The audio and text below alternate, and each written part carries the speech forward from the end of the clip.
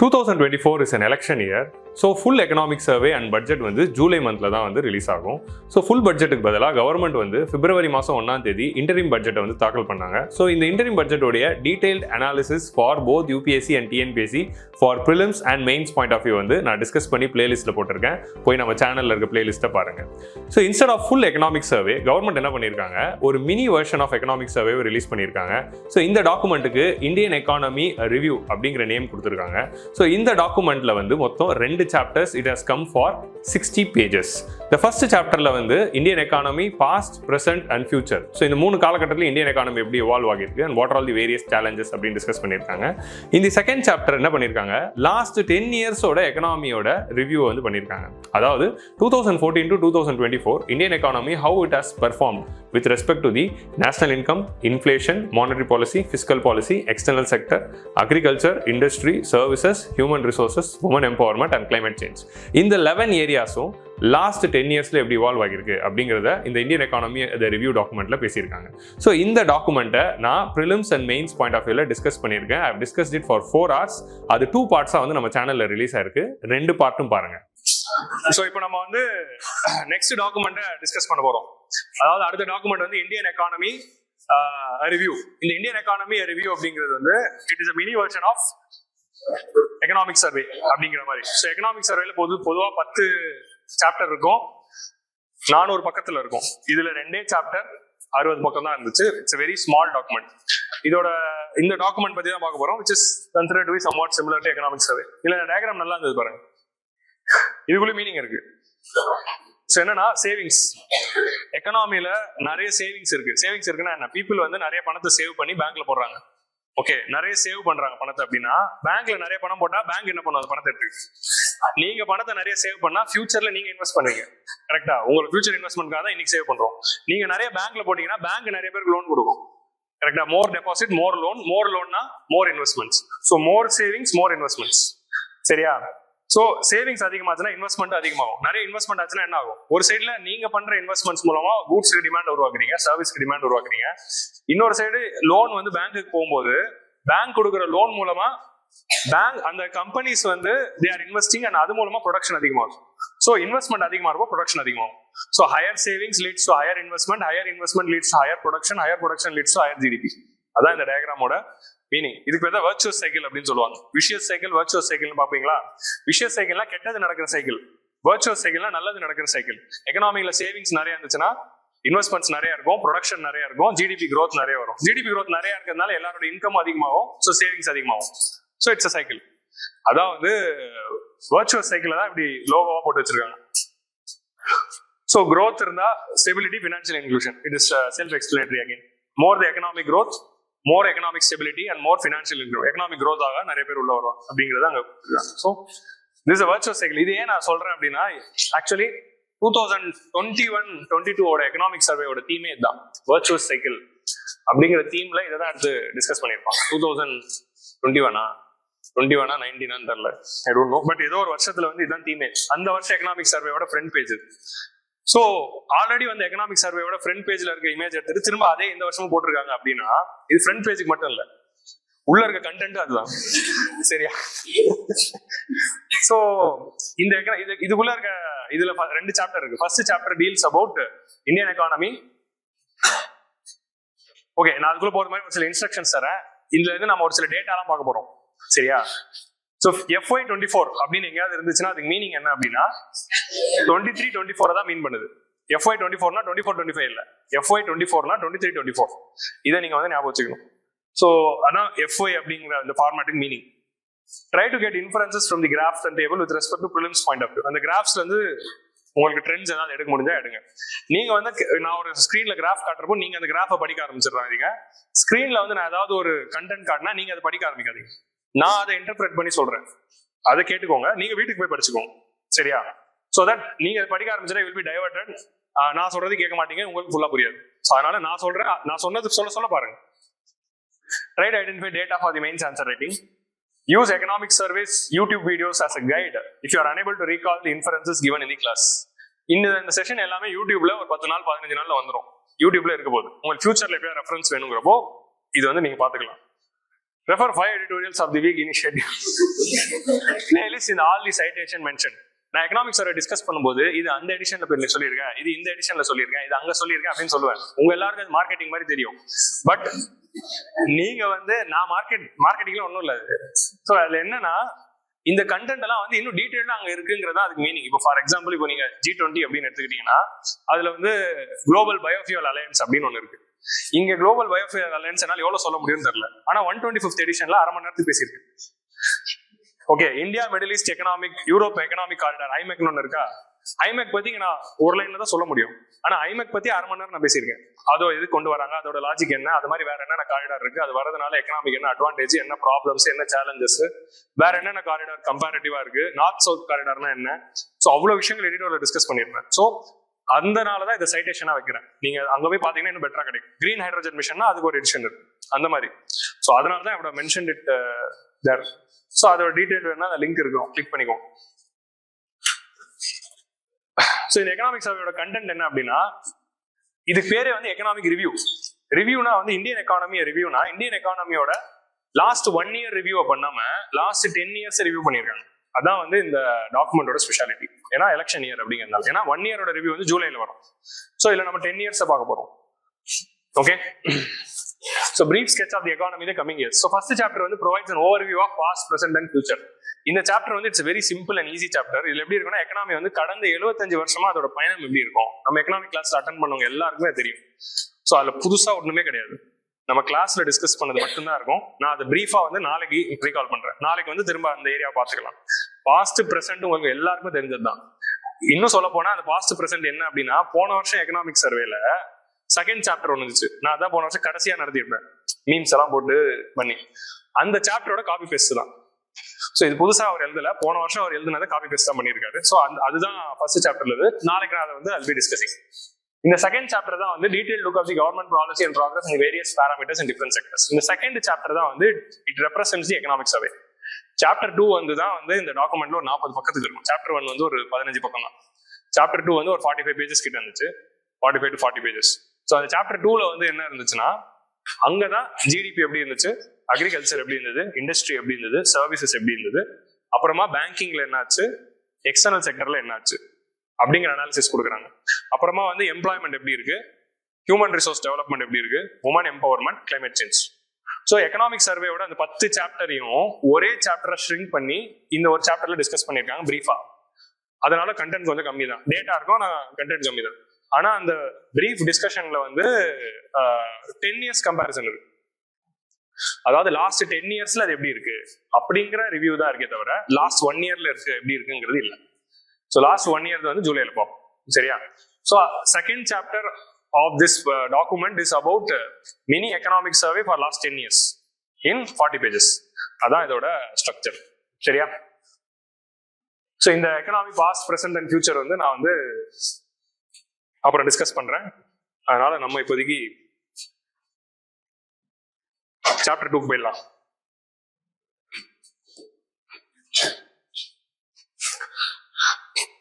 What made Indian economy resilient? அதாவது இது போன வருஷம் எக்கனாமிக் சர்வே அட்டன் பண்ணுங்க. எத்தனை பேர் போன வருஷம் அட்டன் பண்ணீங்க? புது பசங்க எல்லாம் இங்க கீழே இருக்காங்களா? சரி, புது பசங்க இருக்கீங்க, பட் இத்தனை பேர் கை தூக்குறீங்களா? ஓகே, அப்ப நான் சீனியர்ஸ் நிறைய பேர் இங்க இருக்கீங்க. ஸோ போன வருஷம் கடைசியா நான் டிஸ்கஸ் பண்ணல, அதுதான் அந்த சாப்டரோட தான் ஃபர்ஸ்ட் சாப்டர். ஸோ அதில் நம்ம என்ன பார்த்துருப்போம் அப்படின்னா, இந்தியன் எக்கானமி 2014 ஒரு வல்னரபிள் ஸ்டேட்ல இருந்துச்சு. வல்னரபிள் ஸ்டேட்ல இருந்து அந்த எக்கானமியை தூக்கி பிடிச்சி இன்னைக்கு ஒரு ஸ்ட்ராங்கஸ்ட் எக்கானமி ஆஃப் தி வேர்ல்டா மாத்துறது இந்த 10 வருஷத்துல நடந்திருக்கு. அது எப்படி நடந்துச்சு அப்படிங்கிறது தான் ஃபர்ஸ்ட் சாப்டர்ல இருக்கும். அப்படி எப்படியா இந்த எக்கானமி அப்படி என்னையா பண்ணீங்க, என்ன பண்ணி இப்படி சாதிச்சீங்க அப்படிங்கறதான் செகண்ட் சாப்டர்ல டேட்டா வைஸா கொடுத்துருக்காங்க. என்னென்னலாம் எங்கெங்கெல்லாம் சேஞ்ச் ஆயிருக்கு அப்படிங்கிறது. So what made Indian economy resilient? ரெசிலியன்ஸ்னா என்ன? ரெசிலியன்ஸ்னா அடி வாங்கிட்டு விழுறது முக்கியம் இல்ல, விழுந்த உடனே எவ்வளவு சீக்கிரமா எந்திரிச்சு நிக்கிறோம் அப்படிங்கறதா முக்கியம். அடி வாங்கிட்டு விழுந்த உடனே அடி வாங்குறது தப்பு இல்ல, பட் அப்படியே கிடந்துட்டோமாங்கிறதா தப்பு. எவ்வளவு ஸ்பீக்கா எந்திரிச்சு நிக்கிறோங்கிறதா resilience. So according to Cambridge Dictionary, ability of a substance to return to its usual shapes after being bent, stretched or pressed. ஒரு இது டேமேஜ் ஒன்னு அடி வாங்கின பிறகு எப்படி ஸ்ட்ராங்கா வருது அப்படிங்கறத ரெசிலியன்ஸ். அப்படி இந்தியாவில கடந்த 10 வருஷமா பண்ண பயங்கர ரிஃபார்ம்ஸ்னால இந்தியன் எக்கானமி ரெசிலியன்ஸா இருக்கு, irrespective of all the shocks. So like for example pandemic ஒரு ஷாக். பேண்டமிக் அப்புறமா லாஸ்ட் இயர் எக்கனாமிக் சர்வேயோட ஃபர்ஸ்ட் சாப்டர்ல கடந்த 3 வருஷத்துல எவ்வளவு ஷாக்ஸ் இருக்கு அப்படின்னு சொல்லுவாங்க. பேக் டு பேக்கா பேண்டமிக்ல ஆரம்பிச்சு என்டையர் பேண்டமிக்ல first wave, second wave, third wave, அது கூட பார்த்தா அது முடிஞ்சு கொஞ்ச நேரத்துல திரும்ப உக்ரைன் கிரைசிஸ் ஆரம்பிச்சிடும். ஸோ உக்ரைன்னால அந்த கிரைசிஸ் போகும். இதுல ஓவராலா வந்து இதனால வந்து மானிட்டரி பாலிசி எல்லா கண்ட்ரியோட யூஎஸ்ல என்ன பண்ணுவாங்க, டெவலப்டு கண்ட்ரில ரெப்போ ரேட் ஏத்திட்டாங்க. ரெப்போ ரேட் ஏத்தினதுனால கேபிட்டல் அவுட் ஃப்ளோ ஆயிருக்கும். ஸோ அதனால ருப்பி வீக்கன் ஆயிருக்கும். இந்த மாதிரி இவ்வளவு பிரச்சனை லாஸ்ட் 3 இயர் இருந்தாலும் நம்ம எக்கானமி வந்து பேக் டு பேக் 7% க்ரோ ஆகும். ஸோ அது காரணம் என்ன? resilient reforms which happened in the last 10 years. Okay, so அதுதான் இந்தியன் எக்கானமியோட சாதனைகள். After the pandemic induced contraction in the financial year 21, Indian economy recorded 2 years above 7% growth and looks to repeat in this year. Next year continuous 7.7 வரப்போகுது. இது எப்படி? So அதே மாதிரி வந்து national statistical ஆஃபீஸோட first advance estimate படி இந்த வருஷம் வந்து எக்கானமி 7.3. ஸோ ஆல்ரெடி லாஸ்ட் 2 இயர்ஸும் 7க்கு மேல, இந்த வருஷமும் 7.3, அடுத்த வருஷமும் 7 தான். ஸோ கண்டினியூஸா 4 வருஷம் 7ல தான் வரப்போகுது. ஸோ அன்எம்ப்ளாய்மெண்ட் ரேட் வந்து எப்படி வந்து இந்தியன் எக்கானமி ரெசிலியண்டா இருக்கு, அதுக்கு நம்ம டேட்டா சோர்ஸ் என்ன பண்றோம், நிறைய வந்து ஹை ஃப்ரீக்வன்சி இண்டிகேட்டர்ஸ் பாக்குறோம். லைக் இந்த எக்கானமி சூப்பரா ஃபங்க்ஷன் ஆகுது அப்படிங்கறத நம்ம எந்த டேட்டா வச்சு எடுக்கிறோம்னா, இவே பில்லோட data. What is e way bill? ஜிஎஸ்டியோட அந்த இன்டர்ஸ்டேட் டிரான்ஸ்பர் ஆஃப் கூட்ஸ் நடக்கிறப்போ every vehicle should have the bill, அதாவது வந்து இவே பில் அப்படின்னு சொல்றோம். ஸோ அந்த இவே பில் டேட்டா எடுக்கிறோம். அப்புறமா வந்து railway freight data, port cargo data, and so இந்த டேட்டாலாம் பார்த்தீங்கன்னா அன்எம்ப்ளாய்மெண்ட் ரேட் இது எல்லாமே வந்து it is recovering back in healthy space. So அதே மாதிரி வந்து increase steel consumption and cement production, இது வந்து ஒரு இண்டிகேஷன். லாஸ்ட் 2 இயர்ஸா பார்த்தீங்கன்னா ஸ்டீல் கன்சம்ஷன் அதிகமா இருக்கு, சிமெண்ட் ப்ரொடக்ஷன் அதிகமா இருக்கு. ஏன் அதிகமா இருக்கு? Because of the capital expenditure. Government capital expenditure boost பண்ணும்போது அது இன்ஃப்ராஸ்ட்ரக்சர் போகுதுன்னா எது அதிகமாகும்? ஸ்டீல் கன்சம்ஷனும் சிமெண்ட் கன்சம்ஷனும் அதிகமாகும். ஹவுசிங் செக்டரும் ரெக்கவர் ஆயிருக்கு, ஹவுசிங் லோன்ஸ் நிறைய போனதுனால. பிளஸ் ஏர் டிராவலும் வந்து பூஸ்ட் ஆயிருக்கு, COVID-19 பேண்டமிக் அப்புறம் ரெக்கவர் ஆயிருக்கு. ஸோ இது எல்லாமே வந்து indicators that Indian economy is recovering strongly.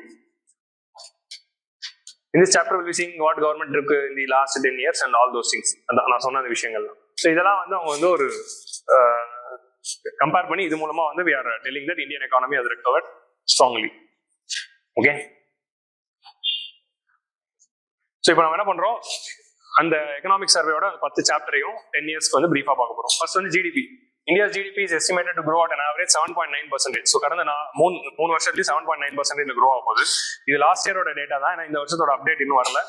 So last இயரோட டேட்டா படி agriculture is having 18.2, industry is having 28 and services வந்து 53. இதான் லாஸ்ட் இயரோட ஷேர். ஸோ மேனுஃபேக்சரிங் வந்து 14ல இருக்கு. ஸோ இது எல்லாமே சேர்ந்தா இண்டஸ்ட்ரி. அதில் industry is divided into mining, quarrying அதாவது metallurgy, manufacturing, electricity, gas, water and construction. Agriculture is divided into farming, forestry, fishery, and farming, forestry, fishery, and livestock. Services is divided into these 3. Public administration. GVA calculate பண்ணும்போது நம்ம இப்படி தான் divide பண்ணி calculate பண்ணுவோம். So ஒன்னொன்னத்தோட share என்னங்கிறது பார்த்துக்கோங்க. So 18, 28, 53 தான். So இதோட லேட்டஸ்ட் அப்டேட் வந்து you will be getting only in the July. So ஜிடிபியில் அக்ரிகல்ச்சரோட ஷேர் 18, இண்டஸ்ட்ரியோட ஷேர் 28 அண்ட் சர்வீசஸோட share 53. Share of manufacturing in GVA வந்து has increased from 17.2% to 18.4% in 18. So 17 to 18% தான் வந்து நம்மளோட மேனுஃபேக்சரிங் இருக்கு. ஸோ மேனுஃபேக்சரிங்னா இது இந்த காம்போனன்ட் என்டையர் இண்டஸ்ட்ரி 28ல இந்த மேனுஃபேக்சரிங் அப்படிங்கிறதோட இந்த காம்போனன்ட் வந்து it has been fluctuating between 17%, 18% and again 17%. அது எப்படி நடந்திருக்கு அப்படின்னா because of the PLI scheme and make in India scheme. அதை கொண்டு வந்ததுனால நம்ம இண்டஸ்ட்ரியலைசேஷனை ஃபோக்கஸ் பண்ணியிருக்கோம் அப்படின்னு சொல்றாங்க. கன்ஸ்ட்ரக்ஷனோட ஷேருமே வந்து கிட்டத்தட்ட 8% பேண்டமிக்ல அஃபெக்ட் ஆனாலும் இது ஸ்டில் மெயின்டைன் இது 8%. இந்த டேட்டாலாம் வேணாம் எத்தனை பர்சன்டேஜ் அப்படின்னு, ட்ரெண்ட் மட்டும் என்னங்கிறது வில் ஜஸ்ட். சர்வீசஸோட ஷேர் வந்து 2014ல 51 இருந்துச்சுன்னா இப்போ 54ல இருக்கு. ஸோ சர்வீசஸும் அதே அமௌண்ட் ஆஃப் ஜிடிபி ஷேர்ல தான் இருக்கு. ஸோ இதுல என்ன சொல்ல வராங்கன்னா பேண்டமிக்ல இருந்து totally we have recovered, so including the services sector. So அப்புறம் ஜிடிபியில் நம்ம என்னென்ன சொல்லுவோம், C+G+I+X. ஸோ அதில் ஜி காம்போனன்ட் கண்டினியூஸாக ஹைல இருக்குன்னு நம்ம ஆல்ரெடி காலையில் பார்த்துட்டோம், காலையில் இல்லை ப்ரீவியஸ் செக்ஷன்ல பார்த்துட்டோம். ஸோ இப்போ அடுத்து 2 இருக்கிறது C and I. C அப்படிங்கிறது தான் நம்ம ஜிடிபி கால்குலேட் பண்ணுறோம், இப்படி தானே சொல்லுவோம்.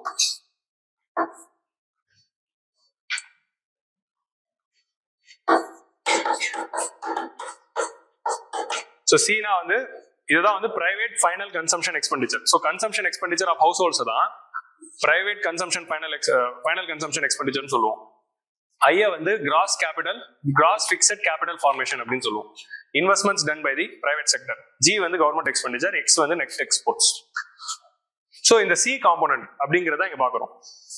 நம்மளோட ஜிடிபியோட ஷேர்ல பிரைவேட் ஃபைனல் கன்சம்ஷன் எக்ஸ்பெண்டிச்சர் அப்படிங்கிறதா வந்து it is having the highest share of 58%. So the share of private final consumption expenditure in GDP at current prices increased from average 58% in the last 8 years வந்து it has increased to 60. So இதுதான் வந்து major ஷேர்ல இருக்கு. அப்போ சிஜிஐஎக்ஸ்ல எதுக்கு major share? இப்போ நீங்க primary secondary டெரிஷரினா நம்ம சர்வீஸ்னு சொல்லிடுவோம். சிஜிஐஎக்ஸ்ன்னு பாக்குறப்போ சியோட ஷேர் தான் ஹையா இருக்கு. So C is farming the major share. நம்ம பண்ற இன்வெஸ்ட்மெண்ட்ஸ் தான் it is having the highest component. எதனால வந்து பிரைவேட் ஃபைனல் கன்சம்ஷன் எக்ஸ்பெண்டிச்சர் ஹையா இருக்கு அப்படின்னு பார்த்தா, ஒன்னு வந்து இந்த லாஸ்ட் 10 இயர்ஸ்ல பர் கேபிட்டா இன்கமே வந்து ஓவராலா வந்து க்ரோ ஆயிருக்கு. இந்தியன் எக்கானமியோட per capita income itself is growing. On an average at present it is considered to be at 1,20,000 இருக்கு. 1,20,000 தான் per capita income. So monthly 10,000 அப்படிங்கிறதா இப்போ நம்மளுடைய கரண்ட் பெர் கேபிட்டா இன்கம்ல இருக்கும். இதுவே நீங்க டாலர்ஸ்ல பாக்குறப்போ $2,400 அப்படின்னு வரும். அது வேற, இது வேற. அது வேற எக்ஸ்சேஞ்ச் ரேட், இது வேற எக்ஸ்சேஞ்ச் ரேட். பட் ருப்பியில பாக்குறப்போ 1.2 lakhs, டாலர்ல பாக்குறப்போ $2,400. Low middle income country. But per capita income வந்து க்ரோ ஆயிட்டே இருக்கிறதுனாலதான் பிரைவேட் இண்டிவிஜுவலோட கன்சம்ஷன் வந்து அதிகமா இருக்கு அப்படின்னு சொல்றாங்க. ஸோ மார்க்கெட் ஃப்ரெண்ட்லி ரிஃபார்ம்ஸ் வந்து நிறைய கவர்மெண்ட் பண்ணியிருக்கிறதுனால மோர் மணி, அதாவது இன்வெஸ்ட்மெண்ட்ஸ், எஃப்டிஐ இதெல்லாம் அதிகமாச்சுன்னா more money will be in the hands of people. So people will consume more. So அந்த ஆஸ்பெக்ட்லயும் இது ஹையாவே மெயின்டைன் ஆயிட்டு இருக்கு அப்படிங்கிறது எக்கனாமிக் சர்வேல லாஸ்ட் 1 year தான் நீங்க பார்த்து பழகிருப்பீங்க. இது 10 yearsல என்ன இருக்குங்கிறதா இந்த சாப்டர்ல சொல்ல வராங்கிறத ஞாபகம் வச்சு பாருங்க. லாஸ்ட் 10 yearsல இப்படி ஆயிருக்கு அப்படிங்கிறதா சொல்லிட்டு இருப்பாங்க. சரியா?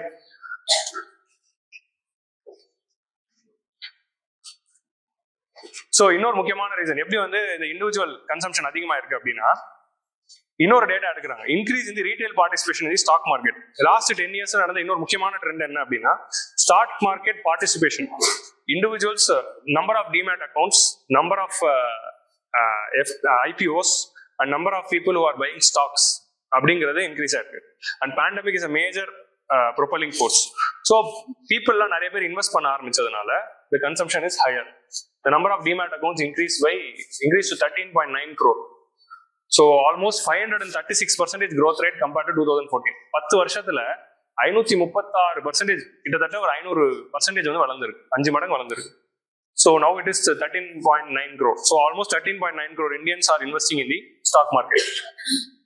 இது கூடவே வந்து டிஜிட்டல் பப்ளிக் இன்ஃப்ராஸ்ட்ரக்சர்ஸ் கொண்டு வந்ததுனால ஃபார்மலைசேஷன் ஆஃப் தி எக்கானமி நடந்திருக்கு.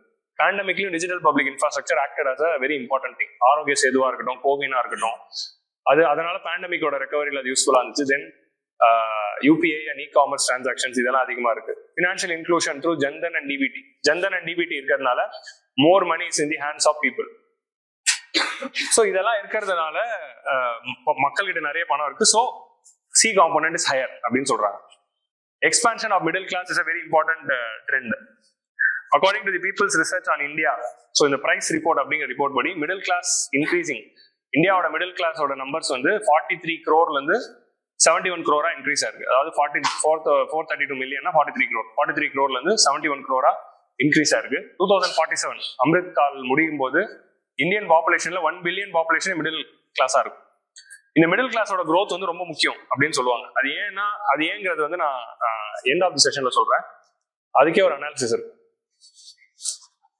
So இதுதான் வந்து all these reasons. So because of the financial inclusion, because of the digital public infrastructure, increasing in the share market investments and இந்த மாதிரியான அதே மாதிரி increase in the investments in the FDI and all these schemes-னால more money is in the hands of people now. So consumption component is high அப்படின்னு சொல்றாங்க. Next வந்து I component. இப்போ C முடிஞ்சிச்சுல, next I component. இந்த I component-ஓட trend தான் இங்க கொடுத்துருக்காங்க. இந்த ட்ரெண்ட்ல பார்த்தா உங்களுக்கு ஈஸியா தெரியும். So what is I-னா business வந்து how much they are investing in the economy.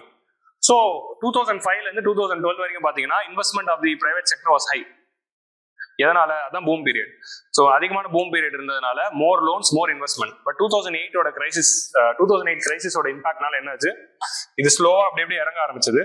2011-12 தான் நமக்கு இம்பாக்ட் அதிகமா தெரிய வந்தது நான் சொல்லுவேன். அதுக்கப்புறம் பாத்தீங்கன்னா ஃபுல்லா டிக்ளைன் ஆயிடுச்சு. ஏன்னா இதே டைம்ல NPA அதிகமா இருக்கும்.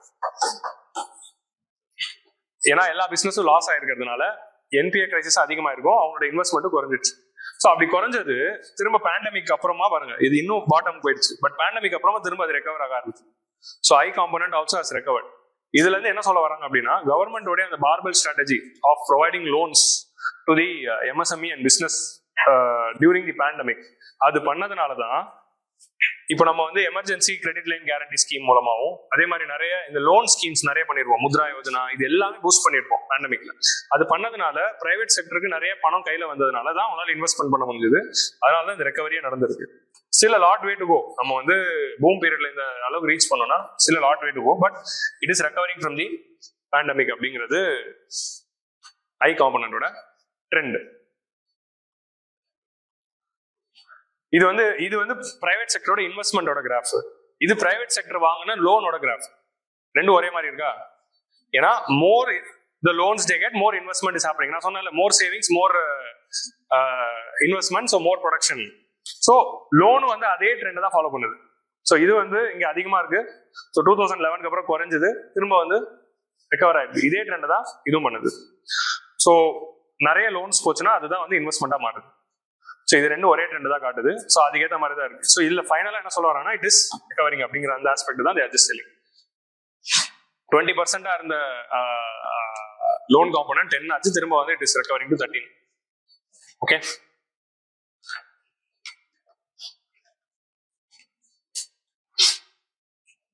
கேபிட்டல் எக்ஸ்பெண்டிச்சர் கவர்மெண்டோட காம்பனன்ட் ஜி காம்பனன்ட் எப்படி இருக்கு? ஆல்ரெடி வி சா இந்த கவர்மெண்டோட எக்ஸ்பெண்டிச்சர் காம்பனன்ட் வந்து இட் இஸ் இன்க்ரீசிங். நம்ம கேபிட்டல் எக்ஸ்பெண்டிச்சர்னு எடுத்து பார்க்கறப்போ அது இன்னும் ஸ்டீப்பா இருந்தது. இது ஓவராலா எல்லா எக்ஸ்பெண்டிச்சரும் சேர்த்து பார்க்கும்போது ப்ளூ வந்து இட் இண்டிகேட்ஸ் கேபிட்டல் எக்ஸ்பெண்டிச்சர். இது வந்து grant for the creation of the capital assets which went to states. இது ரெண்டும் சேர்ந்தது தான் எஃபெக்டிவ் கேபிட்டல் எக்ஸ்பெண்டிச்சர். அப்புறம் resources to the public enterprises. So கவர்மெண்டோட பப்ளிக் செக்டர் என்டர்பிரைசஸ் இருக்குல்ல, பிஎஸ்யூஸ், அந்த பிஎஸ்யூ பண்ண capital infrastructure expenditure. So budgetary support மூலமாகவும் அந்த பிஎஸ்யூ ஏர்ன் பண்ற ப்ராஃபிட்லயே அவங்களுக்கு பண்ணுவாங்க. இப்போ இந்துஸ்தான் பெட்ரோலியம்னா அவங்க ஒரு பிளான்ட்டுக்காக ஏதோ ஒன்று பண்ணிருப்பாங்க, இல்ல ஓஎன்ஜிசி ஏதோ ஒன்று பண்ணிருப்பாங்க. ஸோ அந்த மாதிரி அந்த பிஎஸ்யூஸ் பண்ண கேபிட்டல் எக்ஸ்பெண்டிச்சரையும் சேர்க்கிறோம். ஸோ ஓவராலா பாத்தீங்கன்னா ஜி காம்பனன்ட்டும் it is in the increasing side. So P, C, G, I மூணுமே வந்து இன்க்ரீசிங் ட்ரெண்ட்ல தான் இருக்கு. ஸோ அதனாலதான் இந்த ஜிடிபி growthக்கே காரணம். 7% எப்படி வருதுன்னா, இந்த மூணு காம்பனன்ட்டும் பேண்டமிக்ல அடி வாங்கினாலும் மூணுமே ஸ்டெடியா க்ரோ ஆயிருக்கு அதுக்கப்புறம்.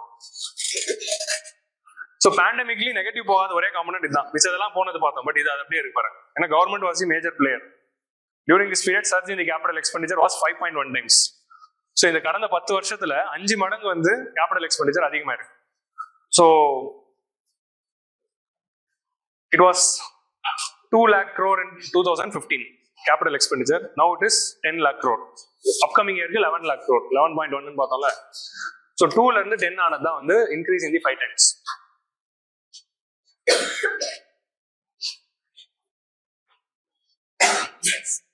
So investment by the private non financial private கம்பெனிஸோட இன்வெஸ்ட்மெண்ட்ஸும் வந்து பேண்டமிக்ல குறைஞ்சாலும் திரும்ப வந்து க்ரோ ஆயிட்டு இருக்கு. So I'm just showing the trends.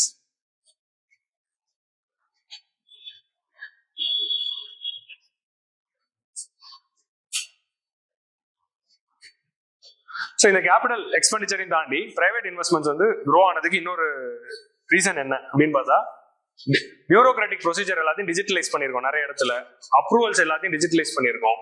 So ease of doing business அப்படிங்கிற அந்த காம்போனன்ட்டை கவர்மெண்ட் வந்து ஃபோக்கஸ் பண்ணி இம்ப்ரூவ் பண்ணதுனால நிறைய இதை டிஜிட்டைஸ் பண்ணிட்டோம். டாக்ஸேஷன் கட்டுற வரைக்கும் இப்போ டிஜிட்டைசேஷனா இருக்கு. ஸோ அந்த digitalisation of bureaucratic process and supportive tax environment, corporate டாக்ஸை கட் பண்ணிருக்கோம் 30ல இருந்து 22. அதே மாதிரி யூனிஃபார்ம் ஜிஎஸ்டி ரிஜைம் கொண்டு வந்து அது மூலமா ஒரு எஃபிஷியன்சி, இது எல்லாத்துக்குமே தான் வந்து அதுக்கும் காரணம். ஸோ இதுல இன்னொரு முக்கியமான விஷயத்த வந்து சொல்றாங்க கவர்மெண்ட் வந்து இந்த இன்ஃப்ராஸ்ட்ரக்சர். ஸோ இப்போ நீங்க வந்து இந்த என்பிஏ கிரைசிஸ் பாப்பீங்களா, 2011 அப்புறமா அந்த 2019 வரைக்கும் இருந்த அந்த என்பிஏ கிரைசிஸ்க்கு முக்கியமான ஷேர் ஹோல்டர் யாருன்னா இன்ஃப்ராஸ்ட்ரக்சர் ப்ராஜெக்ட்ஸ் தான். இந்த லாங் டேர்ம் இன்ஃப்ராஸ்ட்ரக்சர் ப்ராஜெக்ட்ஸ் எல்லாமே லாஸ்ட்ல போயிடுச்சு அந்த லோன்ஸ் எல்லாம். ஸோ இந்த கேபிட்டல் எக்ஸ்பெண்டிச்சரை அதிகப்படுத்துறதுனால அந்த என்பிஎஸ் எல்லாம் ரெக்கவர் ஆகி தான் இப்போ என்பிஏ அக்கௌண்டே குறைஞ்சிருக்கும். அதை ரெக்கவர் பண்றதுக்கு ஒரு முக்கியமான ஸ்கீம் வந்து பிரகதி அண்ட் பிஎம்ஜி, இந்த 2 ஸ்கீம்ஸ் ஆஃப் கவர்மெண்ட் தான் அது காரணம் அப்படின்றாங்க. ஸோ பிரகதினா என்ன? பிரகதி அப்படிங்கிறது ஒரு பழைய ஸ்கீம், ஒரு 7 வருஷத்துக்கு முன்னாடி வந்தது. Proactive governance and timely implementation scheme. So இது என்னன்னா, every third Wednesday of the month வந்து பிரைம் மினிஸ்டர் என்ன பண்ணுவாரு, சென்ட்ரல் கவர்மெண்டோட எல்லா செக்ரட்டரிஸ், ஸ்டேட்டோட எல்லா சீஃப் செக்ரட்டரிஸும் எல்லார் கூடயும் வந்து ஒரு மீட்டிங் போடுவார், எல்லாம் வீடியோ காலில் வந்துருவாங்க ஒரு ஸ்டேட்டும். ஸோ இந்த மீட்டிங்ல என்ன நடக்கும்னா டைரக்டா வந்து ஒரு ஸ்டேட்டோட சீஃப் செக்ரட்டரி பிஎம் கிட்ட பேசலாம். ஸோ இதான் வந்து பிரகதி ஸ்கீம். இந்த ஸ்கீம் மூலமா வந்து எந்த ஒரு இஷ்யூ இருந்தாலும் டைரக்டா பிஎம் கிட்டே கொண்டு போறதுனால இமீடியட் டெசிஷன் மேக்கிங் நடக்கும். ஸோ அதனால பியூரோக்ராட்டிக் ஹர்டல்ஸ்ல அங்கங்க மாட்டிருக்காது. ஒரு ஃபைல் வந்து மினிஸ்ட்ரியில மாட்டிருக்கோம், ஒரு ஃபைல் டிபார்ட்மெண்ட்ல மாட்டிருக்கோம், அப்ரூவல் ஆகாம இருக்கும். நம்ம தமிழ்நாடு ஃபைல் இருக்கும், மதுரையில போய் எய்ம்ஸ் கட்டுங்க அப்படின்னு ஒரு ஃபைல் இருக்கும். அது சார் ரொம்ப நாளா சரி நான் எக்ஸாம்பிள் சொல்றேங்க, அது ரொம்ப நாளா அங்க இருக்கு சார் அப்படின்னு சொன்னா அது உடனே பிரைம் மினிஸ்டர்டே சொல்லலாம். அவர் உடனே சொல்லுவார் ஏன்பா அது இன்னும் கட்டல அப்படின்னு அவர் சொல்லுவார். ஸோ அந்த மாதிரி வந்து டைரக்ட்லி வந்து you will be going. So Pragati as the name suggests it is aimed at so இது மூலமா வந்து digital transparency and accountability all this things இதனால இன்ஃப்ராஸ்ட்ரக்சர் ப்ராஜெக்ட்ஸ் அதிகமாயிடுச்சு அப்படின்றாங்க. அடுத்து வந்து ப்ராஜெக்ட் மானிட்டரிங் குரூப் அப்படின்னு ஒரு குரூப்பை வந்து கவர்மெண்ட் வந்து ஆரம்பிச்சிருக்காங்க. Directly under BMO prime minister office கீழே ப்ராஜெக்ட் மானிட்டரிங் குரூப் அப்படிங்கிற இந்த குரூப் ஆரம்பிச்சிருக்காங்க. இது எதுக்குன்னா இன்வெஸ்ட் இந்தியா போர்ட்டலோட லிங்க் பண்ணி எஃப்டிஏ வருது தெரியுமா? ஸோ எஃப்டிஏ இன்வெஸ்ட் இந்தியா அப்படிங்கிற போர்ட்டல் எதுக்கு ஆரம்பிச்சாங்கன்னா இந்தியாவில் எஃப்டிஏ பண்றவங்களுக்கு ஆரம்பிச்சாங்க. ஸோ அந்த எஃப்டிஏ பண்ண வர்ற அந்த பீப்புள் எல்லாருக்குமே அவங்களுக்கு ஏதாவது ஒரு இஷ்யூஸ் இருக்கு, ஒரு பாட்டில் நெக்ஸ் இருக்குன்னா அது இமீடியட்டா சால்வ் பண்றதுக்கு. So invest India is institutional mechanism that is expedited resolution of issues and regulatory bottlenecks with investment of project more than 500 crore. 500 crore மேல இருக்க ப்ராஜெக்ட்ஸ் எல்லாத்துமே இது கீழே வரும். ஸோ அந்த ப்ராஜெக்ட்ல வந்து ஒரு இடத்துல அப்ரூவல் ஆகல, ஒரு ஃபைல் மூவ் ஆகல, ஒரு கிளியரன்ஸ் வரல அப்படின்னா இந்த குரூப் கிட்ட டைரக்டா அந்த பர்சன் போய் கம்ப்ளைண்ட் கொடுக்கலாம் 500 crore மேல. ஸோ டைரக்டா இது வந்து பிஎம்ஓகிலேயே இருக்கிறதுனால டைரக்டா வந்து அது வந்து ப்ராப்ளம் சால்வ் பண்ணும். ஸோ இந்த மாதிரி 2 இனிஷியேட்டிவ்னால லாங் டிலேட் ப்ராஜெக்ட்ஸ் எல்லாமே திரும்ப வந்து இம்ப்ளிமெண்ட் ஆக ஆரம்பிச்சிருச்சு. இது கூட வந்து we also had இதே வந்து இன்ஃப்ராஸ்ட்ரக்சர் இன்னும் ஸ்ட்ரீம்லைன் பண்றதா கட்டி சக்தி அப்படிங்கிற அந்த ஐடியாவும் கொண்டு வந்துருக்கும். So all this things are making the things, அதனால தான் இது ரெக்கவர் ஆகுது அப்படின்றாங்க. Since 2169 products 2169 projects worth of 49 lakh crore have been onboarded in the PMG portal. 2000 ப்ராஜெக்ட்ஸ்ல 676 projects வந்து ஹோல்டுல டிலே ஆகி நிலுவையில் இருந்த ப்ராஜெக்ட்ஸ் எல்லாத்தையும் அப்ரூவ் பண்ணி போயிட்டு இருக்கு. So long 676. அப்படியே phase 2 மெட்ரோ ப்ராஜெக்டும் அங்கதான் இருக்கு. நம்மளோட தமிழ்நாடோட phase 2 மெட்ரோ இருக்குல்ல, அந்த ஃபைலும் வந்து இப்போ அந்த 2169 இருக்கலாம். அது வந்து 676 வந்துட்டா இன்னும் நல்லா இருக்கும் அப்படிங்கிறது நம்ம ஸ்டேட் கவர்மெண்டோட கோரிக்கை. ஸோ அதான் அந்த metro project what I'm telling is example. Actually ஏதோ ஒரு ரீசனால நிக்குதுல, சென்ட்ரல் கவர்மெண்டோட ஃபைல்ல நம்ம phase 2 மெட்ரோல அப்ரூவல் ஆகாம அங்க நிக்குது. ஸோ இப்போ என்ன ஆயிடுச்சு, ஸ்டேட் கவர்மெண்ட் எல்லா பணமும் போட்டு மெட்ரோ கட்ட ஆரம்பிச்சிட்டாங்க. சென்ட்ரல் கவர்மெண்ட்ல இருந்து அப்ரூவல் இன்னும் வரவே இல்லை. அவங்களோட ஷேர் 50-50 தானே மெட்ரோ. Central government 50, state 50. ஸ்டேட்டோட 50 போட்டு இவங்க கட்ட ஆரம்பிச்சிட்டாங்க, சென்ட்ரலோட 50 இன்னும் வரல. அதான் மெட்ரோல இருக்க பிரச்சனை. ஸோ அது சால்வ் பண்ணணும்னா இந்த மாதிரி பிரகதி பிஎம்ஜி வச்சு சால்வ் பண்ணிக்கலாம். ஸோ அதான் வந்து இது எக்ஸாம்பிள். ஸோ நெக்ஸ்ட் வந்து ஹவுசிங் செக்டர் growth. இந்த ஹவுசிங் செக்டர் வந்து ரியல் எஸ்டேட் பூம் பாத்தீங்கன்னா நீங்க வந்து 2000 இந்த பூம் பீரியட்ல நிறைய இன்ஃப்ராஸ்ட்ரக்சர் இன்வெஸ்ட்மெண்ட் பண்ணதுனால ரியல் எஸ்டேட் ப்ராஜெக்ட்ஸ் நிறைய வந்தது. இந்த 2010 to 2014 2016 வரைக்கும் கூட 14 வரைக்கும் கூட it was called as real estate boom period. Real estate price எல்லாமே ஓவர் வேல்யூட் ஆயிட்டு அது நிறைய பேர் அதுல இன்வெஸ்ட் பண்ணிட்டு இருந்தாங்க.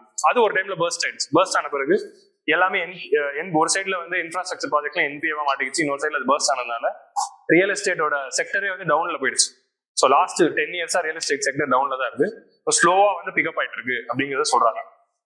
அதோட இண்டிகேட்டர்ஸ் என்ன சொல்றாங்கன்னா bank credit to housing sector. So housing loans component வந்து பேண்டமிக் வரைக்கும் ஒரு மாதிரி ஸ்டாக்னெட்டா இருந்தாலும் ரீசென்ட் டைம்ஸ்ல ஹவுசிங் லோன் காம்போனன்ட் இன்க்ரீஸ் ஆயிருக்கு. ஏன்னா கவர்மெண்ட் வந்து இந்த மாதிரி டிலேட் ப்ராஜெக்ட்ஸ் எல்லாத்தையும் அப்ரூவ் பண்ணிட்டாங்க, என்பிஏ கேஸ் எல்லாம் சால்வ் பண்றாங்க. அதே மாதிரி வந்து இன்வென்ட்ரி ஓவர் ஹேங் அப்படின்னு ஒரு கான்செப்ட் சொல்லுவாங்க. இன்வென்ட்ரி ஓவர் ஹேங்னா என்ன அப்படின்னா இது வந்து ரியல் எஸ்டேட் ரிலேட்டடா. இன்வென்ட்ரி ஓவர் ஹேங்னா பில்டிங் கட்டிடுவாங்க, 8 மாடி 8 அபார்ட்மெண்ட் குடியிருப்பு, 10 அபார்ட்மெண்ட் குடியிருப்பு, 18 ஃப்ளோர்ல ஒரு 50 வீடு வச்சு கட்டிடுவாங்க பிளாட் வச்சு. பட் விற்காம இருக்கும். கரெக்டா? பிளாட்டா கட்டிடுவாங்க. பட் யாரும் வாங்காதனால என்ன ஆயிடும், எல்லாம் விற்காம அப்படியே கிடக்கும். அதான் ஓவர் ஹேங். ஸோ இதோட ஓவர் ஹேங் பாருங்க, பேண்டமிக் அப்போ அந்த ஓவர் ஹேங் வந்து ஷூட் அப் ஆகுது. ஏன்னா பேண்டமிக்ல யாரும் வாங்கவே இல்லை, வீடு வாங்குறது எல்லாத்தையும் போஸ்ட்போன் பண்ணாங்க. So after the pandemic period அந்த ஆல்ரெடி கட்டி வச்ச வீடெல்லாம் விற்க ஆரம்பிச்சிச்சு. ஸோ இந்த inventory overhang is falling down. So inventory ஓவர் ஹேங்னா it is related to it is general term தான், எக்கனாமிக் டேர்ம் தான்.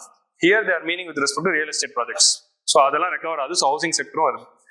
இது எல்லாத்துக்கும் காரணம் யாரு? எது? கவர்மெண்டோட கேபிட்டல் எக்ஸ்பெண்டிச்சர், பிரகதி, அப்புறமா இந்த பியூரோக்ராட்டிக் ஹர்டல்ஸ் எல்லாம் சால்வ் பண்ற project monitoring group and digitisation.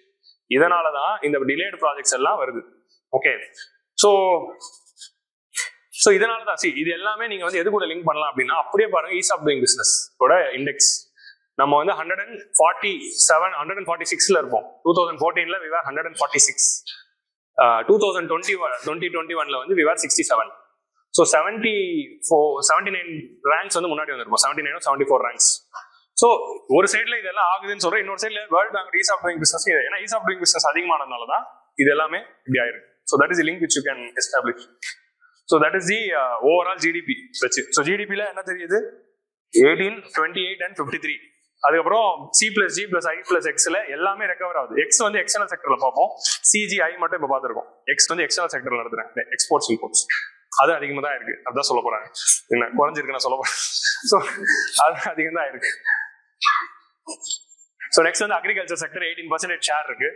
Despite challenges posed by the global health crisis and variability of the climate conditions, this sector has demonstrated remarkable resilience. So agriculture செக்டரோடைய ஒரு ரெசிலியன்ஸ்க்கு ஒரு முக்கியமான காரணம் என்ன அப்படின்னு பாத்தீங்கன்னா, இன்னொரு சைட்ல பாத்தீங்கன்னா பேண்டமிக் இயர்ல மேனுஃபேக்சரிங் அண்ட் சர்வீசஸ் ரெண்டுமே நெகட்டிவ்ல போச்சு. நம்ம ஜிடிபி -6ல போச்சுல, மேனுஃபேக்சரிங் நெகட்டிவ்ல போச்சு, சர்வீஸ் நெகட்டிவ்ல போச்சு, பட் அக்ரிகல்ச்சர் மட்டும் பாசிட்டிவ்ல இருந்துச்சு. Still it was in the positive side, growing at 3.3% in the pandemic year itself. ஏன்னா கவர்மெண்ட் வந்து லாக்டவுன் அப்பயும் they made sure that agriculture sector is continuing. Sowing and harvesting. ஏன்னா லாக்டவுன்னா சாப்பிடாம இருக்க போறோம், கண்டிப்பா food is needed. So agriculture is only sector which was in the positive side during the pandemic also. So அதனாலே அது ரெசிலியண்டா சூப்பரா போயிட்டு இருக்கு. This sector grow at an average of 3.7% in the last few years. Total food grain production வந்து இந்த வருஷத்துக்கு வந்து last இயருக்கு வந்து 329 million tons of food grains வந்து நம்ம ப்ரொடியூஸ் பண்ணியிருக்கோம். இது வந்து லாஸ்ட் இயர் கம்பேர் பண்ணும்போது 14 million வந்து ஹை. இந்தியா வந்து global dominance in agriculture commodity cotton. India is leader in milk, pulses and spices. இது மூணுத்தையும் நம்ம தான் வேர்ல்ட்ல ஃபர்ஸ்ட். Milk, pulses, spices. டிஎன்பிஎஸ்சிக்கு இன்னும் நிறைய இருக்கு, நிறைய படிச்சோம். டிஎன்பிஎஸ்சியில் எதெல்லாம் ஃபர்ஸ்ட், எதெல்லாம் செகண்ட், எதெல்லாம் தேர்டு, எதெல்லாம் 8th, எதெல்லாம் 9th ஒரு லிஸ்ட் இருக்கும். அது வந்து ஒரு அதெல்லாம் ஃபால்ட் டேட்டா தான். பட் அது கவர்மெண்ட் வெப்சைட்ல இருக்கிறதுனால அதான் கரெக்ட்னு படிக்கணும். ஏன்னா அதான் பழைய டேட்டா அது. ஸோ இது ஒரு கொடுமை டிஎன்பிஎஸ்சி படிக்கிற போது இது ஞாபகம் வச்சுக்கோங்க. கவர்மெண்ட் அந்த டேட்டா தான் வந்து அதெல்லாம் மாறி இருக்கும், பட் இருந்தாலும் அது டாக்குமெண்ட்ல இருக்கிறதுனால அதுதான் கரெக்ட்னு படிக்கணும். சும்மா குரூப் 1 வருதுல அதுக்காக சொல்றேன். இந்த யூனிட் 9ல படிப்பீங்க, 8, 9ல வந்து ஒரு பிடிஎஃப். குளோபல் டாமினன்ஸ் வந்து நம்ம வந்து largest in milk, pulses and spices. India rank second largest in fruits, vegetables, tea, farmed fish. Farmed ஃபிஷ்னா வந்து ஆக்வாகல்ச்சர்ல வளர்க்குற ஃபிஷ். நெக்ஸ்ட் வந்து sugarcane, wheat, rice, cotton and sugar. இது எல்லாத்துலயுமே நம்ம செகண்ட் இருக்கும். ஸோ அக்ரிகல்ச்சர் பெர்ஸ்பெக்டிவ்ல. And there is a huge surge in the agricultural exports, reaching 4.2 lakh crore last year, surpassing the previous year's records. So agricultural export வந்து ஒரு மிகப்பெரிய ஒரு boom அடைஞ்சிருக்கு இந்த last few yearsல. And we had one of the largest agricultural exports ever. And total exportsல இந்தியாவோட ரெக்கார்ட்லயே வந்து highest amount of exports வந்து போன வருஷம் தான் நடந்தது. நம்மளுடைய 75 வருஷம் ஹிஸ்டரியில highest volume and value of exports வந்து லாஸ்ட் இயர் தான் நடந்தது. அந்த அளவுக்கு வந்து we have reached a peak. இந்த வருஷம் எம்எஸ்பி வந்து எதுக்கு வந்து ஹையஸ்டா இன்க்ரீஸ் கொடுத்துருக்காங்கன்னா, லென்டில், மசூர் தால், மைசூர் பருப்பு, அதுக்கு தான் வந்து அதிகமாக கொடுத்துருக்காங்க. Followed by rape seed and mustard. So last year வந்து நைஜருக்கு இருந்தது. நைஜர்ல இருந்து ஒரு கேள்வி வந்துச்சு. ஸோ அதுக்காக இது வரும் அப்படிங்கறத சொல்லலாம், பட் ஸ்டில் பார்த்து வச்சுக்கோங்க. நைஜருங்கிறதெல்லாம் வந்து ஹைண்ட் சைட்ல ப்ரெடிக்ட் பண்றது தான். பிலிம்ஸுக்கு முன்னாடி வந்து அதை ப்ரெடிக்ட் பண்ணி அதை அப்படி படிச்சுட்டு போனவங்களாம் எத்தனை பேர்லாம் தெரியாது. எக்ஸாம் ஹாலில் எம்எஸ்பியில் இருக்க எல்லா கிராப்ஸ் பத்தியும் படிச்சு வைக்கிறது இட்ஸ் நல்லது. அந்த ஆஸ்பெக்ட்ல படிச்சு வச்சிருக்கலாம். பட் இதெல்லாம் பேசிக் டேட்டா வச்சு அப்படி அண்டர்ஸ்டாண்ட். இப்போ இது ரொம்ப முக்கியமான ஒரு விஷயம். ஏன்னா வந்து ஃபார்மர்ஸோட மிக முக்கியமான டிமாண்டே என்ன அப்படின்னா, 23 கிராப்ஸுக்குமே ஃபுல் ப்ரொக்யூர்மெண்ட் பண்ணுங்க அப்படிங்கிறது தான் டிமாண்டு. பட் ஃபுல் ப்ரொக்யூர்மெண்ட் பண்ண முடியல அப்படிங்கிறது தான் இஷ்யூவே. இன்னொரு டிமாண்ட் என்ன ஃபார்மர்ஸ் கேட்கறாங்கன்னா, லாவாவே கொண்டு வந்துருங்க. இப்போ எப்படி எம்ஜி நரேகா ஒரு ஆக்ட், ரைட் டு எஜுகேஷன் ஒரு ஆக்ட், அந்த மாதிரி எம்எஸ்பி ஆக்ட்னே ஒரு ஆக்டை கொண்டு வாங்க. ஏன்னா எம்எஸ்பி ஒரு ஸ்கீமா தானே இருக்கு, அது ஆக்டா இல்லை. ஸோ கவர்மெண்ட் நான் ப்ரொக்யூர் பண்ணல அப்படின்னு சொன்னா ப்ரொக்யூர் பண்ணல. ஸோ அதை ஆக்டா கொண்டு வாங்க அப்படின்னு தான் கேட்கறாங்க. பட் இது வந்து ப்ராக்டிக்கலான ஒரு விஷயமானா ரொம்ப கஷ்டம் ஆக்சுவலா. To be honest, we are having many constraints to do that. ஒரு சைட்ல வந்து WTO இருந்து ஒரு ப்ரெஷர் இருக்கு, we cannot give the subsidy. So நிறைய இஷ்யூஸ் இருக்கு, அதில் ஃபிஸ்கல் இஷ்யூஸ் இருக்கு. So let's see how it goes.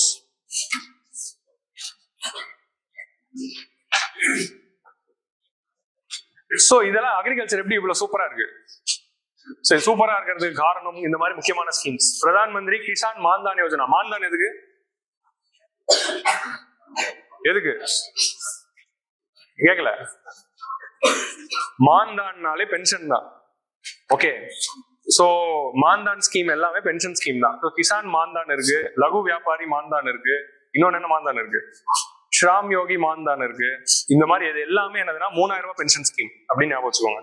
Atal pension Yojana மட்டும் அதே எல்லாமே ஒரே டைப் தான். அடல் பென்ஷன் அப்புறம் இந்த 3 மான்தான், லகு வியாபாரி, ஷ்ராம் யோகி, கிசான் மான்தான் எல்லாமே ஒர்க்கிங் பிரின்சிபல் சேம் தான். பட் அதுக்கும் அடல் பென்ஷன் யோஜனா வந்து பிளெக்சிபிள். உங்களுக்கு எவ்வளவு பென்ஷன் வேணும், 1000 ரூபாய் வேணா 1000 ரூபாய், 2000 ரூபாய் வேணா 2000 ரூபாய், 3000 ரூபாய் 3000 ரூபாய், 5000 ரூபாய் வேணா 5000 ரூபாய் அப்படின்னு நீங்க எவ்வளவு பென்ஷன் வேணுங்கிறத ஃபிக்ஸ் பண்ணிட்டு அதுக்கேற்ற மாதிரி நீங்க ஆனுவல் எஸ்டிமேட்ஸ் பே பண்ணலாம். இந்த மான்தான் ஸ்கீம் எல்லாம் ஃபிக்ஸ்டு. மான்தான்ல 3000 ரூபாய் தான் பென்ஷன் வரும்போது. ஸோ 18 ஏஜ்ல இருந்து 40 ஏஜ்குள்ள நீங்க ஜாயின் பண்ணலாம். ஸ்மால் அண்ட் மார்ஜினல் ஃபார்மர்ஸ் தான் அதுக்கு எலிஜிபிள். 18 ஏஜ்ல இருந்து 40 ஏஜ்குள்ள ஜாயின் பண்ணி இப்போதுல இருந்து நீங்க பிரீமியம் கட்டணும். 100 ரூபாயில இருந்து 300 ரூபாய்க்குள்ள பிரீமியம் இருக்கும். அந்த பிரீமியம் நீங்க எவ்ரி இயர் கட்டிட்டு இருந்தீங்கன்னா after 60 years of age you'll be getting 3000 rupees as pension. அதான் வந்து மான்தான் ஸ்கீம்ஸோட இது. லகு வியாபாரினா வந்து கடை வச்சு நடத்துறவங்களுக்கு, ஷ்ராம் யோகினா வந்து அன்ஆர்கனைஸ் செக்டர் எம்ப்ளாயிஸ்க்கு, கிசான் மான்தான் வந்து ஃபார்மர்ஸ். பட் எல்லாமே பென்ஷன் ஸ்கீம். ஃபார்மருக்கு பென்ஷன் தரும் இந்த ஸ்கீம் மூலமா. That is the idea. Kisan Samman Nidhi you know, Fasal Bima Yojana இதெல்லாம் பண்றதுனாலதான் financial income and support to the farmers has happen. இந்த இன்ஃபார்மல் எக்கானமியை ஃபார்மலைஸ் பண்றது கவர்மெண்ட் என்னென்ன பண்ணிருக்குன்னா இந்த மான்தான் ஸ்கீம்ஸை நீங்க ஆட் பண்ணணும். ஸோ பென்ஷன்ஸ்க்குன்னு அடல் பென்ஷன் யோஜனா இந்த மான்தான் ஸ்கீம்ஸ் இருக்கு. அதே மாதிரி வந்து இதுக்கு இருக்கு. ஸோ இன்சூரன்ஸ் இருக்கு, ஹெல்த் இன்சூரன்ஸ் இருக்கு, ஆயுஷ்மான் பாரத், லைஃப் இன்சூரன்ஸ் இருக்கு, ஆக்சிடென்ட் இன்சூரன்ஸ் இருக்கு. லைஃப் இன்சூரன்ஸ் வந்து ஜீவன் ஜோதி, ஆக்சிடென்ட் இன்சூரன்ஸ் வந்து சுரக்ஷா பீமா, ஹெல்த் இன்சூரன்ஸ் வந்து ஆயுஷ்மான் பாரத், பென்ஷனுக்கு இந்த 4. ஸோ சோஷியல் செக்யூரிட்டி நெட்ஸ் எல்லாமே இன்ஃபார்மல் செக்டர் போறதுக்கு கவர்மெண்ட் ஸ்கீம்ஸ் இருக்கு. Okay, so as of December 2023, 2.8 lakh crore have been transferred to more than 11 crore beneficiaries through Kisan Samman Nidhi. So இது இந்த 3 ஸ்கீம்லயும் beneficiaries எவ்வளோன்னு பாக்குறோம். அதாவது 11 crore வந்து நம்ம வந்து கிசான் சம்மான் நிதியில கொடுத்துருக்கோம்.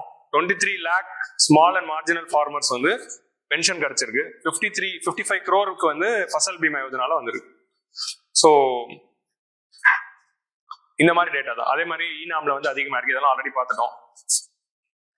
ஸோ ஈனாம் மூலமா வந்து 1.8 crore farmers and 2.5 lakh traders வந்து பெனிஃபிட் அடைஞ்சிருக்கு. 1.8 crore ஃபார்மர்ஸ் வந்து செல்லர்ஸ் ஆகும், 2.5 lakh traders வந்து பையர்ஸ் ஆகும் ரெஜிஸ்டர் பண்ணி வாங்கியிருக்காங்க. டோட்டலா 3 lakh crore worth goods வந்து இது வரைக்கும் வித்திருக்கு. கிசான் ட்ரோன்ஸ் அப்படிங்கிற ஸ்கீம்ல கவர்மெண்ட் என்ன பண்றாங்க, they are providing drones to the farmers. Farmer producer organisation ஆரம்பிச்சு அவங்களுக்கு ட்ரோன் ஆப்ரேட்டிங்லாம் சொல்லி கொடுத்து நீங்களே ட்ரோன்ஸ் வந்து யூஸ் பண்ணிக்கோங்க. எதுக்கெல்லாம் ட்ரோன் அக்ரிகல்ச்சர் யூஸ் பண்ண போறோம், இதுவே ஒரு ஃபிலிம்ஸ் கொஸ்டினா வரலாம். ஆல்ரெடி இது கொஸ்டினா வந்துச்சு ஜென்ரலா ட்ரோனுக்கு.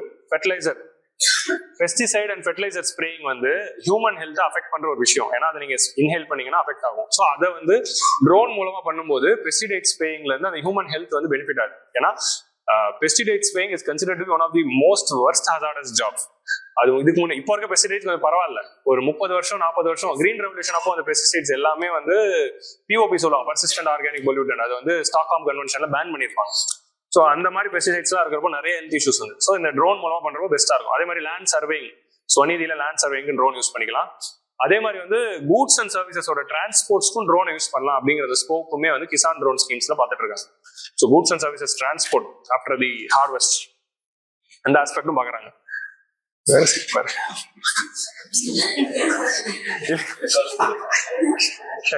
போஸ் எப்படி கொடுக்கறது யோசிச்சுட்டு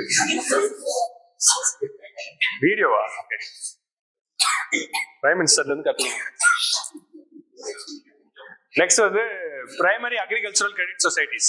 so 62,000 primary agricultural credit societies இருக்குல்ல, அது எல்லாத்தையும் நம்ம கம்ப்யூட்டரைஸ் பண்ணிருக்கோம்.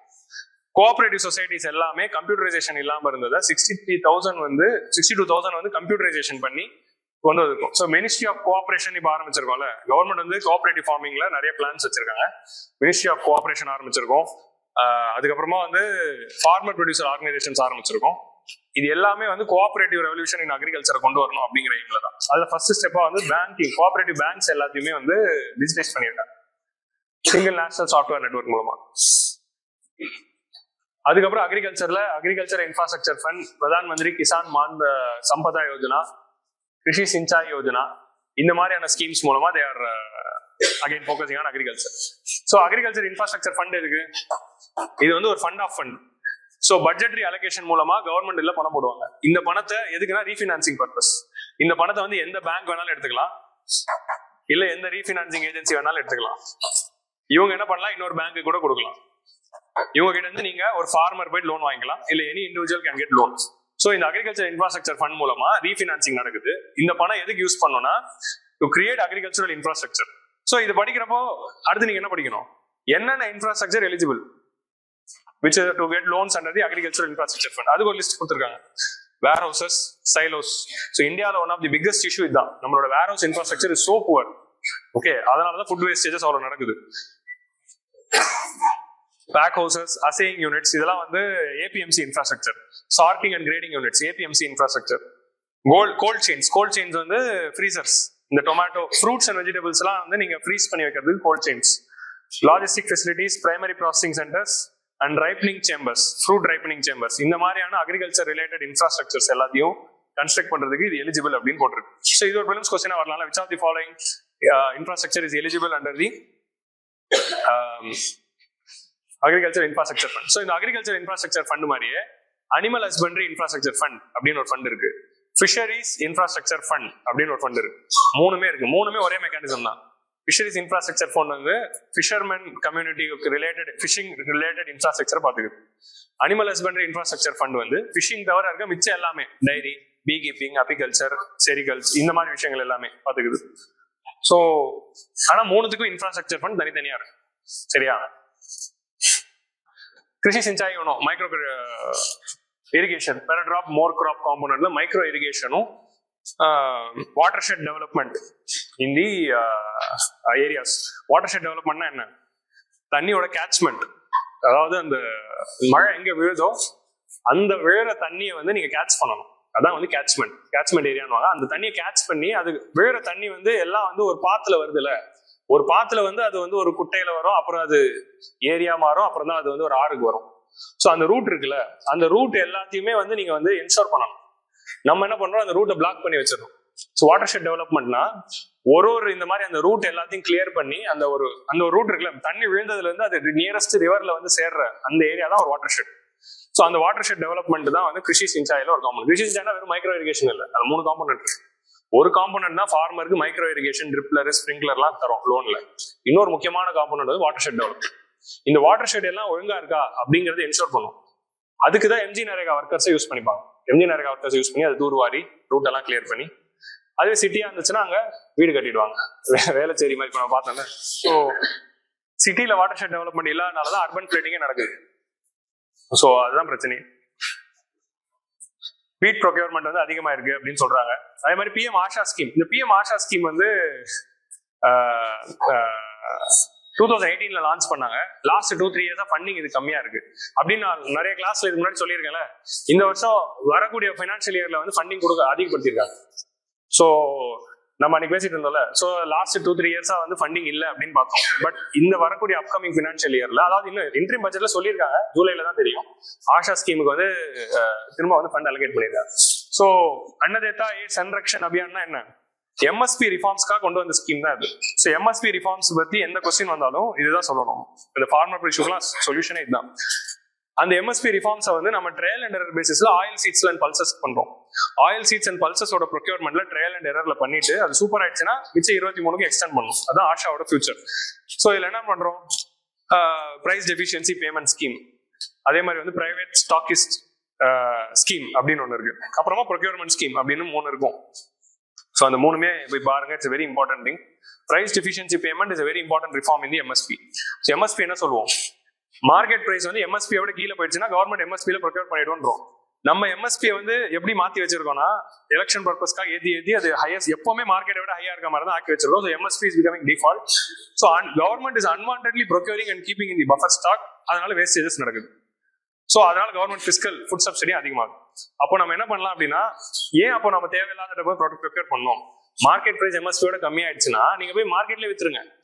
எம்எஸ்பி 1000 ரூபாய், மார்க்கெட்ல 900னா நம்ம என்ன சொல்றோம், எம்எஸ்பி 1000 ரூபாய் கொடுத்து வாங்குறோம், நீ மார்க்கெட்ல 900க்கு வித்துக்கோங்க, மிச்ச கேப் எவ்வளவு 100 ரூபாய் தானே, அந்த 100 ரூபாய் கவர்மெண்ட் கொடுத்துரும். ஸோ அப்போ ஃபார்மருக்கு 1000 ரூபாய் கிடைச்சது இல்ல, இதான் வந்து பிரைஸ் டெஃபிஷியன்சி பேமெண்ட் ஸ்கீம். இது மூலமா என்ன பண்ணலாம், கவர்மெண்ட் முன்னாடி 1000 ரூபாய் கொடுத்து வாங்கி வச்சு வாங்குறாங்க. ஸோ 1000 ரூபாய் செலவாகுது, வாங்கி வைக்கிறதுனால ஃபுட் கார்பரேஷன் ஆஃப் இந்தியாவுக்கு இன்ஃப்ராஸ்ட்ரக்சர் இஷ்யூ ஆகுது. ஸோ இந்த செலவுகள் எல்லாம் அதிகமாகுது. So price deficiency payment scheme வந்துச்சுன்னா ஃபுட் ஸ்டோரேஜ் இஷ்யூவும் இல்லை, பஃபர் ஸ்டாக் வேஸ்டேஜ் இஷ்யூவும் இல்லை, நமக்கு வந்து சப்சிடி இஷ்யூவும் இல்லை. ஸோ இது எல்லாமே மாறும். ஸோ இதான் வந்து எம்எஸ்பி ரிஃபார்ம்ஸ்க்கு ஒரு முக்கியமான ஒரு இனிஷியேட்டிவ். ஸோ ஆஷா ஸ்கீம் பத்தி போய் படிங்க. அதே மாதிரி வந்து பிரைவேட் ப்ரொக்யூர்மெண்ட் இதுல கொண்டு வராங்க. பிரைவேட் ப்ரொக்யூர்மெண்ட்னா என்னதுன்னா, கவர்மெண்ட் தான் ப்ரொக்யூர்மெண்ட் சென்டர் வச்சு நடத்தணும்னு இல்லை, பிரைவேட் செக்டர் பீப்புள் யாராவது எம்எஸ்பியில் ப்ரொக்யூர் பண்ணணும்னு ஆசைப்பட்டீங்கன்னா நீங்களும் கான்ட்ராக்ட் எடுத்துக்கலாம் அப்படிங்கிற மாதிரி சொல்றாங்க. அதே மாதிரி பிரைவேட் பீப்புளும் வந்து இதுல ப்ரொக்யூர் பண்ணி பிரைவேட் ரேஷன் டிஸ்ட்ரிபியூஷன் பண்ணலாம் அப்படிங்கிற மாதிரி ஒரு ஐடியா வரும். So study about Aasha scheme ஃபியூச்சரிஸ்டிக்கா நம்ம எம்எஸ்பி ரிஃபார்ம்ஸ்க்கு தேவை. பட் அதெல்லாம் நடக்கணும்னா நமக்கு வந்து அந்த 3 ஃபார்முலாஸும் actually it should be brought again. கண்டிப்பா பாசிபிலிட்டி இருக்கு, இந்த ஆகஸ்ட், செப்டம்பர், அக்டோபர், நவம்பர்ல திரும்ப வரும் formulas, if at all. So அக்ரிகல்ச்சர்ல இதெல்லாம் நடந்திருக்கு, புரிஞ்சுச்சா? ஸோ ஏன்னா பிரைம் மினிஸ்டர் வந்து கடைசி ஸ்பீச்ல என்ன கொடுத்தாரு, அடுத்த 10 வருஷத்துல பயங்கரமான பிளான்லாம் இருக்கு அப்படின்னு சொன்னாரு. ஸோ வந்து நீங்க நினைக்க முடியாத ரிஃபார்ம்ஸ் எல்லாம் பண்ண போறோம் அப்படிங்கிற மாதிரி சொல்லியிருக்காரு, என்னன்னு தெரியல. ஸோ பாப்போம். கண்டிப்பா அதுல முக்கியமான ஒரு பிரச்சனை வந்து கான்ஸ்டிடியூன்சிஸ். தமிழ்நாடு 39ல இருந்து குறைச்சி 30 ஆக்கலாம், எவ்வளவு ஆக்குறாங்கன்னு தெரியல. ஸோ அதுல பெரிய பிரச்சனை வரும், பார்ப்போம். நெக்ஸ்ட் வந்து இண்டஸ்ட்ரி. ஸோ அக்ரிகல்ச்சர்ல என்ன நடந்திருக்கு, ஸோ அக்ரிகல்ச்சர் வாஸ் ரிசீலியன்ட். அக்ரிகல்ச்சர்ல இது வரைக்கும் என்னென்ன ஸ்கீம்ஸ் இருக்கு. ஸோ இப்போ நீங்க ஃபர்ஸ்ட் ப்ரையாரிட்டியா வந்து நான் அப்போ சொன்ன 22 ஸ்கீமை படிங்க. அதுக்கு அடுத்து வந்து இங்க நான் இந்த ஸ்லைட்ல இருக்க ஸ்கீம்ஸ் எல்லாம் பாருங்க. பட் மெயின் ப்ரையாரிட்டி அதான் உங்களுக்கு இருக்கிற டைம்ல பேசிக்கா படிக்க முடியும். பட் இதெல்லாம் ஐடியா வச்சுக்கோங்க, இத்தனை ஸ்கீம்ஸ் இருக்கு அப்படின்னு. நெக்ஸ்ட் இண்டஸ்ட்ரியல் செக்டருக்கு என்ன பண்ணிருக்காங்க, இண்டஸ்ட்ரினாலே நமக்கு மைண்ட்ல வருது PLI scheme and make in India scheme. அதை தாண்டி MSME செக்டர் கொடுத்த லோன்ஸ் எல்லாமே, Mudra and emergency credit guarantee, இது எல்லாம் தான் வந்து இண்டஸ்ட்ரிக்காக நம்ம பண்ணது. ஸோ இந்தியன் இண்டஸ்ட்ரி வந்து records a robust 8% growth per annum in the last 3 years. So the PLI scheme வந்து ரொம்ப முக்கியமான scheme. PLI ஸ்கீம்ல 14 sectors have been designated. In the 14 sector, which of the following is under PLI scheme அப்படின்னு எல்லா institute test series கேட்டுக்கிட்டே இருக்காங்க. எப்போ UPSC கேட்பாங்கன்னு தெரியாது. எந்த இன்ஸ்டிடியூட் டெஸ்ட் சீரிஸ் எடுத்தாலும் அது இருக்கு. Which of the following is under PLI scheme. அந்த 14 sectors படிச்சுக்கோங்க, சரியா? UPSCல எப்போ வேணா வரலாம், ஏன்னா இதுதான் பொட்டன்ஷியலான ஒரு ஏரியா, சரியா? ஸோ PLI ஸ்கீம்ல நடந்த அட்வான்டேஜ் அச்சீவ்மெண்ட்ஸ் லாஸ்ட் இயர் வந்து நீங்க பாத்தீங்கன்னா ரெண்டாவது ஸ்டேட்மெண்ட் என்ன அப்படின்னா, even foreign companies are also getting benefited under PLI scheme அப்படின்னு ஒரு ஸ்டேட்மெண்ட் இருந்துச்சு. கரெக்டா? ஃபர்ஸ்ட் ஸ்டேட்மெண்ட் வேற, செகண்ட் ஸ்டேட்மெண்ட்ல இது இருந்துச்சு, சும்மா ஃபாரின் கம்பெனிஸும் பெனிஃபிட் ஆகுது. ஸோ அது ரேண்டமா கேட்டிருப்பாங்க. உங்க டக்குன்னு டவுட் வந்திருக்கும், PLI இந்தியாக்கா ஃபாரின்கா அப்படின்னு. கண்டிப்பா it's both for India and foreign தான், அது ஈஸியா கெஸ் பண்ணிருக்கலாம். பட் ஸ்டில் ஸோ அது ரேண்டமா நம்ம வந்து இந்த மாதிரியான டேட்டால தான், இப்போ அந்த மாதிரி டேட்டா தான் இங்க கொடுக்க போறோம். 1.97 lakh crore வந்து இது வரைக்கும் ஸ்பெண்ட் பண்ணிருக்காங்க. 796 பேர் அப்ளை பண்ணிருக்காங்க.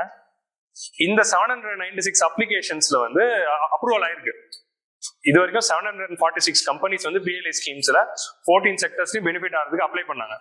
அந்த 746ல 176 வந்து MSMEs. ஸோ PLI ஸ்கீம்ஸ்ல MSME ஃபோக்கஸ் பண்ணிருக்காங்க. ஏன் MSME பத்தி நான் இவ்வளவு சொல்றேன் அப்படின்னா, இந்தியாவோட ஒன் ஆஃப் தி இண்டஸ்ட்ரியல் செக்டர்ல 90%, 85 to 90% வந்து MSME தான். 10% தான் large industries. So MSME is the backbone of India, both in industry and services. So இதுல MSMEக்கு வந்திருக்கு அப்படிங்கிறது தான் it's very important. It's not only benefiting the large industry but also MSME. இப்போ இது செகண்ட் ஸ்டேட்மெண்ட்ல வச்சு பாருங்க, MSME also got benefited under PLI scheme அப்படின்னு நீங்க பாத்தீங்கன்னா, PLIங்கிறது பெரிய ஸ்கீம், பெரிய இண்டஸ்ட்ரி தான். MSMEக்கு மைக்ரோ யூனிட்டுக்குலாம் அதுக்கு தர போறாங்க. ஸோ உங்களுக்கு புரியுதா? ஸோ இதை பார்த்த உடனே உங்களுக்கு அந்த ரெண்டாவது ஸ்டேட்மெண்ட் ஞாபகம் வரும். இந்த ஒரு லைன் பார்த்த உடனே ஃபாரின் கம்பெனிஸ் அப்படின்னு வர மாதிரி நாளைக்கு MSME வரலாம் அப்படிங்கிறது தான் வந்து you have to take the inference. Okay, the scheme witnessed over 1 lakh crore of investments leading to the production and sale of 8.7 lakh crore. So இந்த ஸ்கீம் மூலமா 1.7 lakh crore இன்வெஸ்ட்மெண்ட் ஆயிருக்கு. ப்ரொடக்ஷன் வந்து 8.7 lakh crore. எல்லாம் தேவையில்லா data சும்மா பாத்துக்கோ. Employment generation of 7 lakh, 7 லட்சம் வேலை வாய்ப்புகள் இது உருவாயிருக்கு. ஸோ 10 கோடியில 7 லட்சம் எல்லாம் கழிச்சுக்கலாம். ஸோ 7 lakh எம்ப்ளாய்மெண்ட்ஸ் ஹவ் பீன் கிரியேட்டட். 10 கோடியில 7 லட்சம் கழிச்சுக்கலாங்க. ஜோக் புரியலையா? சரி விடு, என்ன பண்றது. நான் சொல்ற பாதி ஜோக் எனக்கு மட்டும் தான் புரியுது.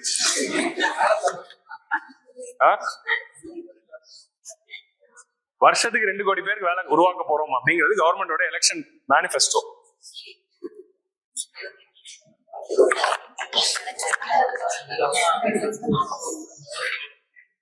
The scheme witnessed exports. So PLI scheme வந்து ஏன் ரொம்ப முக்கியமான ஸ்கீம்? ஆத்ம நிர்பர் பாரதோட ஒரு முக்கியமான ஐடியாவே PLI தான். ஏன்னா PLIல we have selected the 14 sector in such a way that they are doing import substitution and they are also futuristic. India அதிகமா இம்போர்ட் பண்ற செக்டர்ஸையும் ஃபியூச்சரிஸ்டிக் டெக்னாலஜியா இருக்கிற செக்டர்ஸ் தான் பண்ணிருக்கோம். அதே மாதிரி எக்ஸ்போர்ட் பொட்டன்ஷியல் அதிகமா இருக்க செக்டர்ஸ் தான் எடுத்திருக்கோம். ஸோ அதுக்கேற்ற மாதிரி தான் இந்தியாவோட எக்ஸ்போர்ட்ஸ் வந்து 3.4 lakh crore வந்து அதிகமா இருக்கு. இந்த ஸ்கீம்னால மேனுஃபேக்சர் பண்ணுது. அதுல எந்த எக்ஸ்போர்ட்ஸ் வந்து இந்த ஸ்கீம்னால அதிகமா இருக்குன்னா large scale electronics manufacturing, pharmaceuticals, food processing, telecom and networking projects. So இந்த ஏரியாஸ்ல வந்து நிறைய பேர் வந்து எக்ஸ்போர்ட்டர்ஸும் நிறைய பேர் வந்து இந்த ஸ்கீம்ல பெனிஃபிட் அடைஞ்சு எக்ஸ்போர்ட் பண்ணியிருக்காங்க. So increasing export is the important part of growth. Foreign எக்ஸ்சேஞ்சஸும் வரும். மொபைல் மேனுஃபேக்சரிங் வந்து வேல்யூ அடிஷன் வந்து இந்தியாவில் அதிகமாக இருக்கு. ஸோ ஆக்சுவலி மொபைல் மேனுஃபேக்சரிங்ல India is emerging as a leader. சைனாவோட அடுத்த China +1 ஸ்ட்ராட்டஜில மொபைல் மேனுஃபேக்சரிங் நம்ம வந்து ஆல்டர்னேட்டிவா வந்துட்டோம். நம்ம நிறைய செக்டர் விட்டுட்டோம். China +1 ஸ்ட்ராட்டஜில நிறைய கண்ட்ரிஸ் வந்து China +1 என்னன்னு தெரியும்ல? சைனால ஆல்ரெடி இண்டஸ்ட்ரியலைசேஷன் பேஸ் வச்சிருக்க எல்லா கம்பெனியும் சைனாவை நம்ப முடியாது, எப்போ வேணா என்ன வேணா பண்ணுவாங்க அப்படிங்கறதுனால நம்ம China +1 இன்னொரு நாட்டிலயும் எமர்ஜென்சி இன்னொரு கம்பெனி ஆரம்பிச்சு வச்சுக்கலாம். நாளைக்கு சைனாக்கார ஏதாவது பண்ணிட்டாலும் நமக்கு ஆல்டர்னேட்டிவ் மேனுஃபேக்சரிங் இன்னொரு ஊர்ல இருக்கும். ஸோ அப்போ சைனால இருக்க கம்பெனி எல்லாம் ஸ்லோவா வராங்க. இன்னொன்னு சைனால வந்து growth ஸ்லோ டவுன் ஆயிட்டு இருக்கு, லேபர் காஸ்ட் அதிகமாயிட்டு இருக்கு. So the advantage which China had 30 years ago is not existing now. So all the industries from China, they are slowly unwinding from China. Immediately close பண்ண வர முடியாதுல. So +1 இன்னொரு ஊர்ல ஆரம்பிச்சுக்கலாம். So அந்த +1 attract பண்றது தான் வந்து PLI ஸ்கீமோட ஒரு இன்னொரு அஜெண்டா. உங்களுக்கு புரியுதா? அதுல நம்ம மொபைல் மேனுஃபேக்சரிங்ல we have done it. ஏன்னா மொபைல் மேனுஃபேக்சரிங் பாத்தீங்கன்னா ஃபாக்ஸ்கானோட இன்வெஸ்ட்மெண்ட்ஸ் வந்து we have got. ஃபாக்ஸ்கான் வந்து ஆஃப்டர் சைனா எங்கன்னு பார்த்தா சென்னையில ஒண்ணு இருக்கு. லேட்டஸ்டா வந்து மகாராஷ்டிரால ஆரம்பிக்க போறாங்கன்னு சொன்னது குஜராத்துக்கு போய் குஜராத்ல ஆரம்பிக்கிறாங்க. ஸோ உண்மையாதான் மகாராஷ்டிரால ஆரம்பிக்க போறாங்கன்னு சொன்னாங்க, பட் ஆரம்பிச்சது குஜராத்ல. Sizable increase in the value addition in the mobile manufacturing and import substitution as achieved in the telecom sector. Significant reduction in the imports of raw materials in the pharma sectors. So in the PLI scheme nala reduction in the import of the raw materials of the pharma. இதுல என்ன தெரியுது? PLI scheme one of the component என்ன?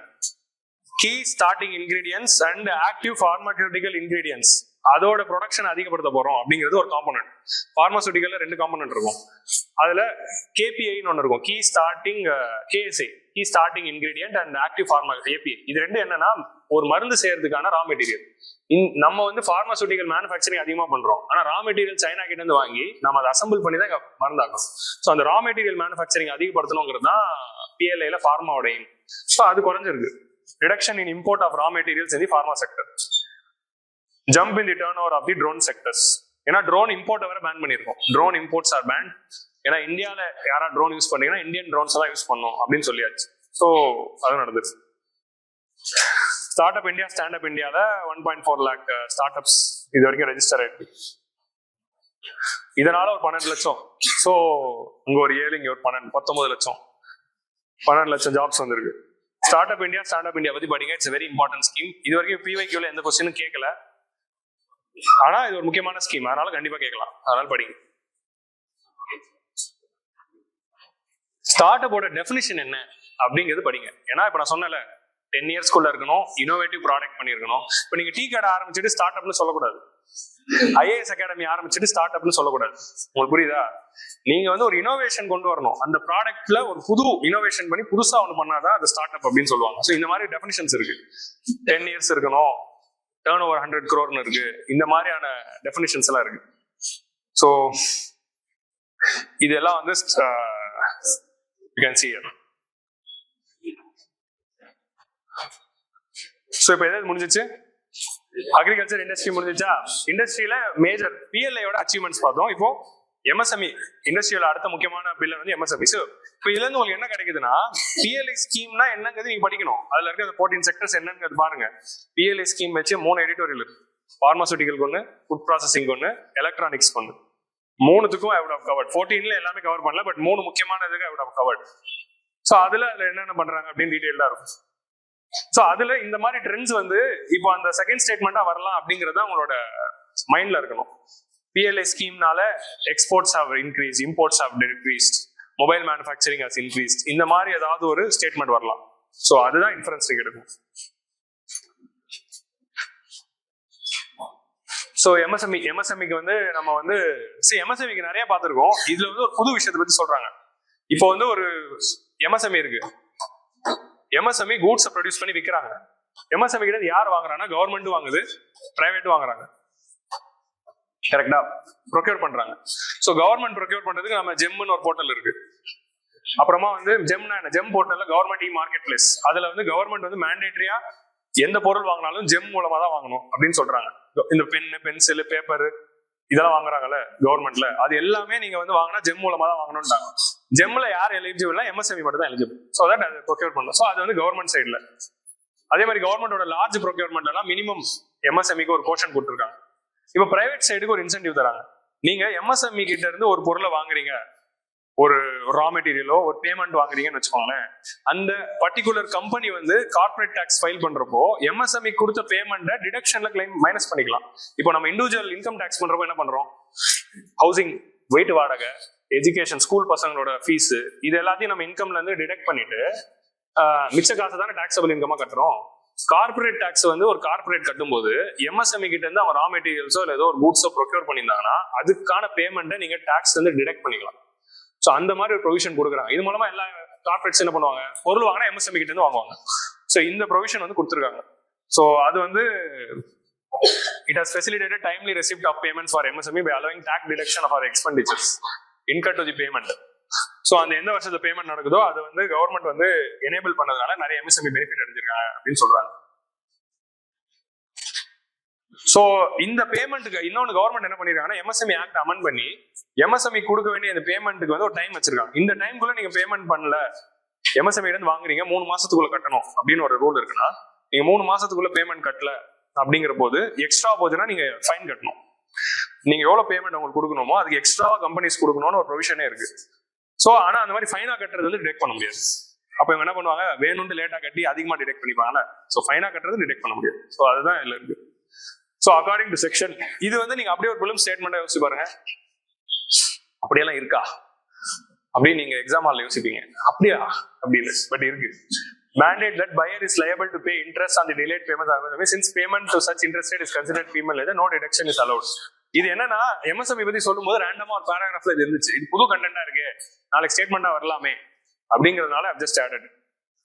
So அதுக்கப்புறம் உதயம் portal அப்படின்னு ஒன்று ஆரம்பிச்சிருக்காங்க. உதயம் போர்ட்டல் கீழே உதயம் அசிஸ்ட் பிளாட்ஃபார்ம் அப்படின்னு ஒன்று ஆரம்பிச்சிருக்காங்க. உதயம் போர்ட்டல் எதுக்கு? To register MSME. இந்தியாவில் இருக்க இன்ஃபார்மல் எம்எஸ்எம்இ எல்லாத்தையும் ரெஜிஸ்டர் பண்ண வைக்கணும். அதுக்குதான் உதயம் போர்ட்டல். உதயம் போர்ட்டல்ல போய் ஒரு எம்எஸ்எம்இ ரெஜிஸ்டர் பண்ணா உத்தியோக ஆதார் அப்படின்னு ஒரு கொடுக்குறாங்க. எம்எஸ்எம்இக்கு ஒரு ஆதார் கார்டு மாதிரி ஒன்று இருக்கு. அது எம்எஸ்எம்இ சர்டிபிகேட் அவங்க வாங்கிக்கணும். So every MSME should have PAN card. So அந்த பேன் கார்டை வந்து அவங்க காட்டி இதுல ரெஜிஸ்டர் பண்ணிக்கலாம். ரெஜிஸ்டர் ஆன பிறகு அவங்களுக்கு ஒரு ஐடி கொடுத்துருவாங்க. இதோட அடுத்த ஸ்டெப் என்னன்னா, உத்தியம்ல நீங்க போய் ரெஜிஸ்டர் பண்ணிட்டீங்கன்னா உங்களோட எம்எஸ்எம்இல எவ்வளவு எம்ப்ளாயி எல்லாம் போடுவீங்களா, அந்த எம்ப்ளாய்க்கெல்லாம் நீங்க வந்து கவர்மெண்டோட ஸ்கீம்ஸ் எல்லாத்தையும் ஓப்பன் பண்ணிடுவாங்க. லகு வியாபாரி மான்தன், இல்ல ஸ்ரம் யோகி மான்தன், இல்ல அடல் பென்ஷன் யோஜனா, இல்லைன்னா வந்து இந்த ரோஸ்கார் புரோத்சாகன் யோஜனா, இந்த ஸ்கீம்ஸ் எல்லாருமே வந்து எலிஜிபிள் ஆக்கி விட்டுருவாங்க. எலிஜிபிள் ஆகினா அந்த ஒர்க்கர்ஸ் எல்லாம் ஃபார்மலைஸ் ஆகிடலாம். ஸோ இதுதான் உதயம் போர்ட்டலோட ஒரு ஐடியா. அது கீழே உதயம் அசிஸ்ட் பிளாட்ஃபார்ம் அப்படிங்கிறது மூலமா எம்எஸ்எம்இ ஏதாவது பிரச்சனை இருந்தா கம்ப்ளைண்ட் பண்ணலாம் அப்படிங்கிற மாதிரி இதோட ஸ்டார்டட். ஸோ இதுல இத்தனை எம்எஸ்எம்இ ரெஜிஸ்டர் பண்ணியிருக்காங்க அப்படின்னு சொல்றாங்க.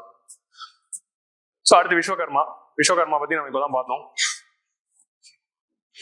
48 lakh என்ரோல்மெண்ட்ஸ் வந்து 3 மாசத்துல நடந்தது. செப்டம்பர்ல தான் லான்ச் பண்ணாங்க. 3 மாசத்துல 48 lakh என்ரோல்மெண்ட் ஆயிருக்கு விஸ்வகர்மால. முத்ரா யோஜனால ஒரு இத்தனை லட்சம் லோன் போயிருக்கு.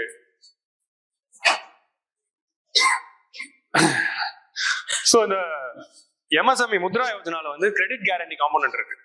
ஸோ முத்ரா யோஜனால இல்ல, இன் ஜெனரல் வந்து கிரெடிட் கேரண்டி கார்பரேஷன் இருக்குல்ல. இப்போ முத்ரா யோஜனால நீங்க வந்து அப் டு 10 lakh தான் லோன் வாங்க முடியும். பட் எம்எஸ்எம்இனா அதை தாண்டி கூட லோன் வாங்கலாம்ல, 10 கோடி கூட லோன் வாங்கலாம். முத்ரா யோஜனால வாங்கணும்னா அப்படி வாங்கணும். ஸோ ஒரு எம்எஸ்எம்இ வந்து ஒரு 10 முத்ரால வாங்குற எல்லாத்துக்கும் கிரெடிட் கேரண்டி இருக்கு. அதோட மீனிங் என்ன? இன்கேஸ் அந்த எம்எஸ்எம்இ அந்த லோனை திரும்ப கட்டலனா credit guarantee corporation will pay. இதான் கிரெடிட் கேரண்டி. ஆனா அதை தாண்டி எம்எஸ்எம்இ வந்து இன்னும் பெரிய அமௌண்ட் லோன் வாங்கினாலும் அப் டு 2 crore வரைக்கும் வந்து கிரெடிட் கேரண்டி இருந்துச்சு. அதை இப்போ 5 crore இன்க்ரீஸ் பண்ணிருக்காங்க. நீங்க எம்எஸ்எம்இ வந்து அப் டு 5 crore வரைக்கும் நீங்க லோன் வாங்கினீங்கன்னா அது credit guarantee corporation guarantee fund trust வந்து வில் கவர் இட் அப்படின்னு சொல்றாங்க. 100% இல்ல 50% தான். Entire amount is not guaranteed.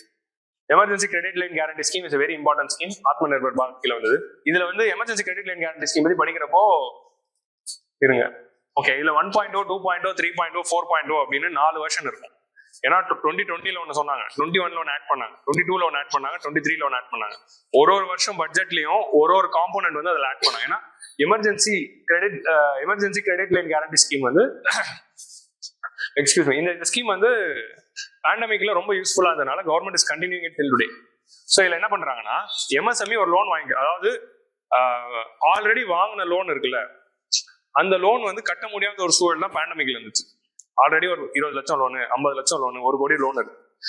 அந்த லோனு கட்ட முடியாத ஒரு சூழல் பேண்டமிக்ல இருக்கு. பேண்டமிக்னால லாஸ் வருதுனால அடுத்த 2-3 வருஷத்துக்கு கட்ட முடியாதுல்ல. ஸோ அந்த மாதிரி டைம்ல ஆல்ரெடி ஒரு லோனு கட்ட முடியாத இருக்கு, ஆல்ரெடி லாஸ்ல போயிட்டு இருக்கு. இப்போ அந்த பிசினஸ் எப்படி ரெக்கவர் பண்றது? இன்னொரு லோன் கொடுத்தாதான் ரெக்கவர் பண்ண முடியும். ஆனா லோன் கொடுப்பாங்களா? கொடுக்க மாட்டாங்க. ஏன்னா ஆல்ரெடி கட்டதே லாஸ்ல இருக்கு. ஸோ அப்படி ஆல்ரெடி நிலுவையில என்பிஓ வச்சுக்கிட்டு ஒரு எம்எஸ்எம்இ லோன்ல இருந்தாலும் நீங்க புது லோன் வாங்கிக்கலாம். எவ்வளவு வாங்கிக்கலாம்னா ஆல்ரெடி எவ்வளவு பேலன்ஸ் இருக்கோ அதுல 20% லோன் வாங்கிக்கலாம். இப்போ ஒருத்தர் 1 கோடி ரூபா வந்து லோன் வந்து வாங்கியிருக்காரு, கட்டாம இருக்காரு எம்எஸ்எம்இல அப்படின்னா 20 lakhs வரைக்கும் லோன் வாங்கிக்கலாம்.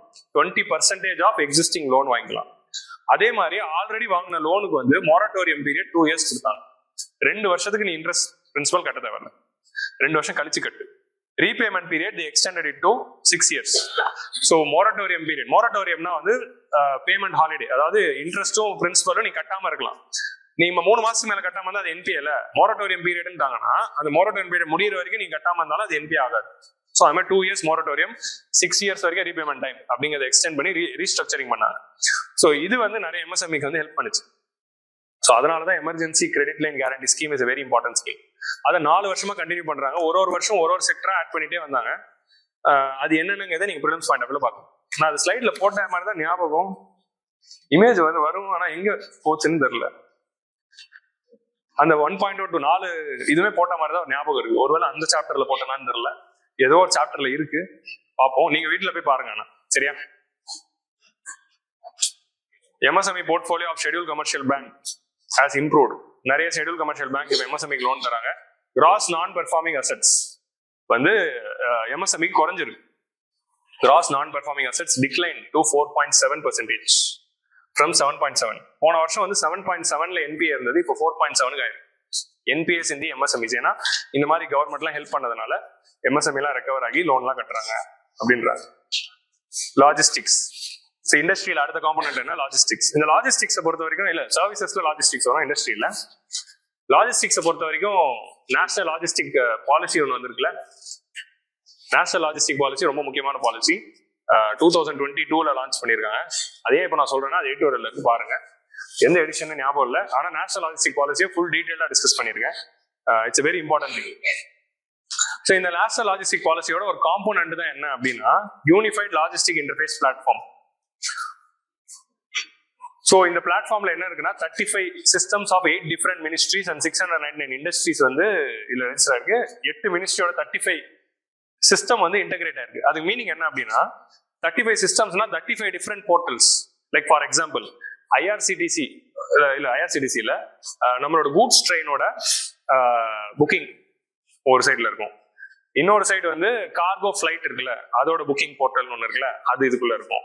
ஸோ அதே மாதிரி வந்து நீங்க வந்து கார்கோ நீங்க அனுப்பணும்னா என்ன தேவைப்படும்? கண்டெய்னர் தேவை. அந்த கண்டெய்னர் புக் பண்றது, கண்டெய்னர் எவ்வளோ இருக்கு, எவ்வளவு போயிட்டு இருக்கு, அதெல்லாம் புக் பண்றது போர்ட்டல். இந்த மாதிரி நிறைய போர்ட்டல் இருக்குல்ல, அது எல்லாம் ஏபிஐ மூலமா எடுத்து இதுல லிங்க் பண்ணிருக்காங்க. ஸோ இந்த ஒரு போர்ட்டலுக்குள்ள போயிட்டாங்க அப்படின்னா லாஜிஸ்டிக் ரிலேட்டடா எல்லாமே கிடைக்கும். ஆக்சுவலி எனக்கு இன்னும் ஞாபகம் லாஜிஸ்டிக் பாலிசியோட வே ஃபார்வர்ட்ல நான் என்ன சொல்லியிருந்தேன் அப்படின்னா இப்படி ஒரு போர்ட்டல் வந்தா நல்லா இருக்குமே அப்படிங்கிறது சொல்லியிருப்போம். அந்த போர்ட்டல் தான் இந்த யூலிப் அப்படிங்கிறது கொண்டு வந்திருக்காங்க. ஸோ ஜிஎஸ்டி போர்ட்டலும் அதுல லிங்க் ஆயிருக்கு, இவே பில் அதுல லிங்க் ஆயிருக்கு. ஸோ என்டையர் லாஜிஸ்டிக்ஸோட எல்லாமே வந்து ஒரே போர்ட்டல் ஒரு இடத்துல உங்களுக்கு கிடைக்குது. ஸோ நீங்க பாத்தீங்கன்னா லாஸ்ட் 10 இயர்ஸ்ல பாத்தீங்கன்னா நிறைய இந்த மாதிரி டிஜிட்டல் இன்ஃப்ராஸ்ட்ரக்சர் தான் கவர்மெண்ட் உருவாக்கிட்டாங்க. நாட் ஒன்லி ரோட்ஸ், ரயில்வேஸ், இதுதான் டிபிஐன்றாங்க, டிஜிட்டல் பப்ளிக் இன்ஃப்ராஸ்ட்ரக்சர். ஸோ அந்த digital public infrastructure is being created. So it is part of Gati Shakti. இந்த யூஎல்ஐபி அப்படிங்கிறது கட்டி சக்தியோட பார்ட், இன்ஃப்ராஸ்ட்ரக்சர் ஓட collaboration. So single window logistic platform to develop logistic gateway by integrating information available in the various government agencies to provide visibility and optimal use of various transportation. இந்த மாதிரி வந்து entire logistic டேட்டாவை integrate பண்றதுக்கு ஒரு portal உருவாக்கிருக்காங்க. அதான் வந்து இந்த unified logistic interface portal. இது பிலிம்ஸ் பாயிண்ட் ஆஃப் வியூல பாருங்க.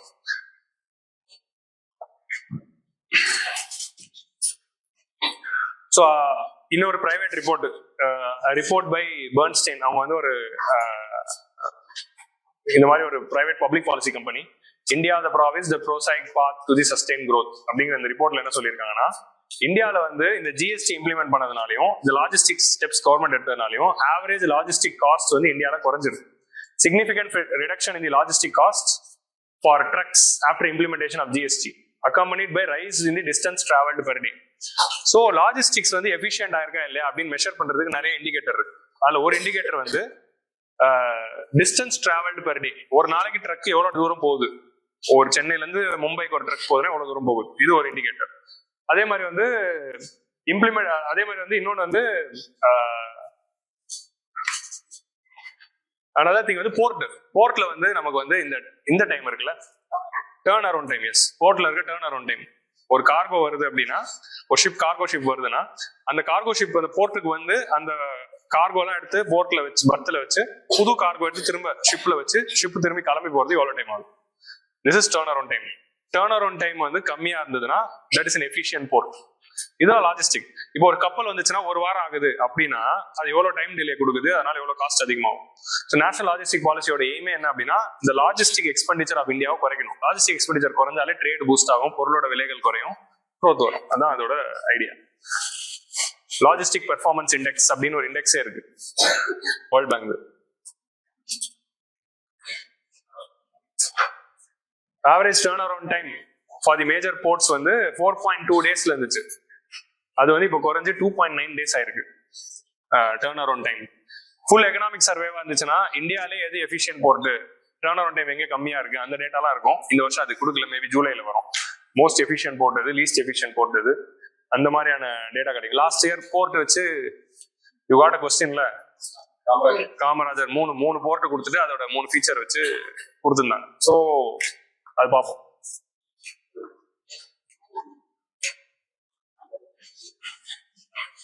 So affordable housing, so construction, இது அந்த ரெண்டும் point. So digital infrastructure and delivery of citizen centric services. சரி, அடுத்த டாபிக் போறதுக்கு முன்னாடி இந்த வருஷம் எக்கனாமிக் சர்வேல நான் ஆல்ரெடி சொல்லிட்டேன், you are just going to have the ஒரு அனாலிட்டிக்கல் ஒரு தாட் தான். இப்போ நான் என்ன இதுல இருந்து சொல்ல வரேன்னா, கிளாஸ் வந்து இதுல வந்து என்ன இனி கத்துக்கிட்டோம் அப்படிங்கிற ஒரு கொஸ்டின் வரும். இங்க நான் நிறைய விஷயங்கள் சொல்றேன்ல, இது எல்லாமே நிறைய இன்ஃபர்மேஷன். இந்த இன்ஃபர்மேஷன்லாம் வந்து எதுக்கு யூஸ்ஃபுல்லா இருக்கும்னா, நாளைக்கு ஏதாவது ஒரு கொஸ்டினை கெஸ் பண்றப்போ மேபி எலிமினேஷன் பண்றதுக்கோ, ஒரு தாட் கொடுக்கறதுக்கோ, ஒரு அனாலிசிஸ் பண்றதுக்கோ ஹெல்ப்ஃபுல்லா இருக்கலாம். டைரக்டா உங்களுக்கு டேஞ்சபிளா இந்த 4 மணி நேரத்துல எனக்கு என்ன கிடைச்சதுன்னு யோசிச்சு பார்த்தா நோட்ஸ்ல பெருசா எதுவும் இருக்காது, திரும்ப இதுதான் இருக்கும்.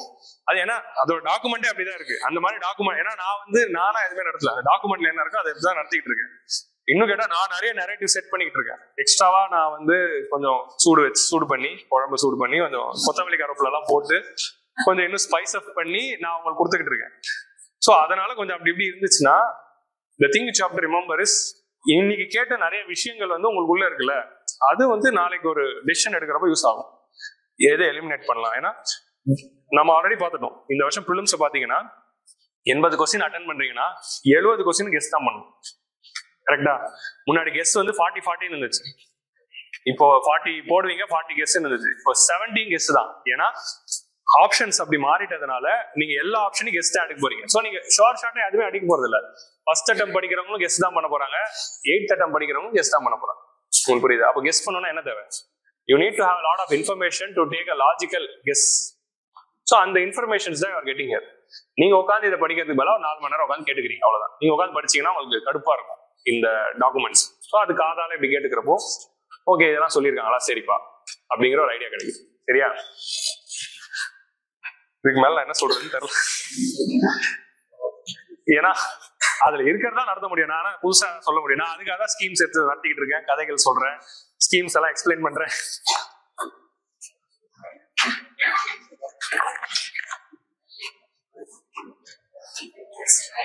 Digital infrastructure and delivery of citizen-centric services. இவங்க என்ன முடியல? முடிச்சிட்டேன்னு நினைச்சீங்களா? கன்க்ளூஷன் முடிச்சிட்டாரு. நான் தான் சரி we decided 7:55 வரைக்கும் போவோம். 2 hours வேணும் எனக்கு. I can't இல்ல, நம்ம 6:55 தான் ஆரம்பிச்சோம், 5:55. So at least it will go to 7:55. ஏன்னா 2 hours தான் கணக்கு. சரியா? முடிச்சிடலாம். India is India's world's class digital city. India is having world class digital public infrastructure. So DPA என்னது? What is DPA? Fifth factor of production.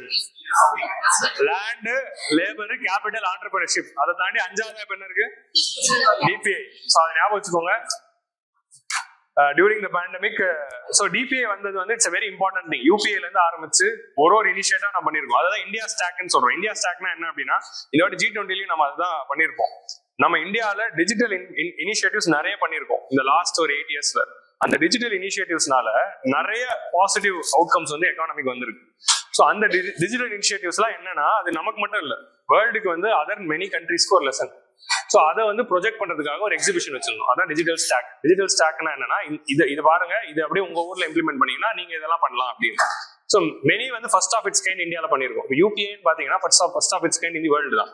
So அந்த மாதிரி first of its kind in the world வந்து நிறைய பண்ணிருக்கோம். இப்போ இந்த aggregators, account aggregator frame ஒர்க்னு ஒன்று கொண்டு வந்தோம். Account aggregator framework. அப்புறமா வந்து ONDC, so online network for digital commerce. இந்த மாதிரி நிறைய DEPA, digital empowerment and protection architecture, DEPA அப்படிங்கிற ஒரு இனிஷியேட்டிவ். ஸோ இது எல்லாமே பாத்தீங்கன்னா யூபிஐங்கிற கான்செப்டை இன்ஸ்பயர் பண்ணி அதை அப்படியே ரெப்ளிகேட் பண்ணியிருப்பாங்க. ஸோ இந்த விஷயங்கள்லாம் பாருங்க, ONDC, Deepa, account aggregator. Idea எல்லாம் பாத்தீங்கன்னா யூபிஐ வந்து எப்படி வந்து பேங்க் டு பேங்க் வந்து ரெவல்யூஷனைஸ் பண்ணுச்சோ, பேங்க் டு பேங்க் பேமெண்ட்ஸை, அந்த மாதிரி இ காமர்ஸை வந்து லிங்க் பண்றதுக்கான ஒரு கேட்வே வந்து ONDC. அதே மாதிரி வந்து கன்சென்ட், டேட்டா ஷேரிங்ல இருக்க கன்சென்ட். ஸோ இப்போ ஃபார் எக்ஸாம்பிள் வந்து நீங்க வந்து உங்க டேட்டா வந்து கொடுக்குறீங்கல்ல நிறைய இடத்துல லாட் ஆஃப் யுவர் டேட்டா.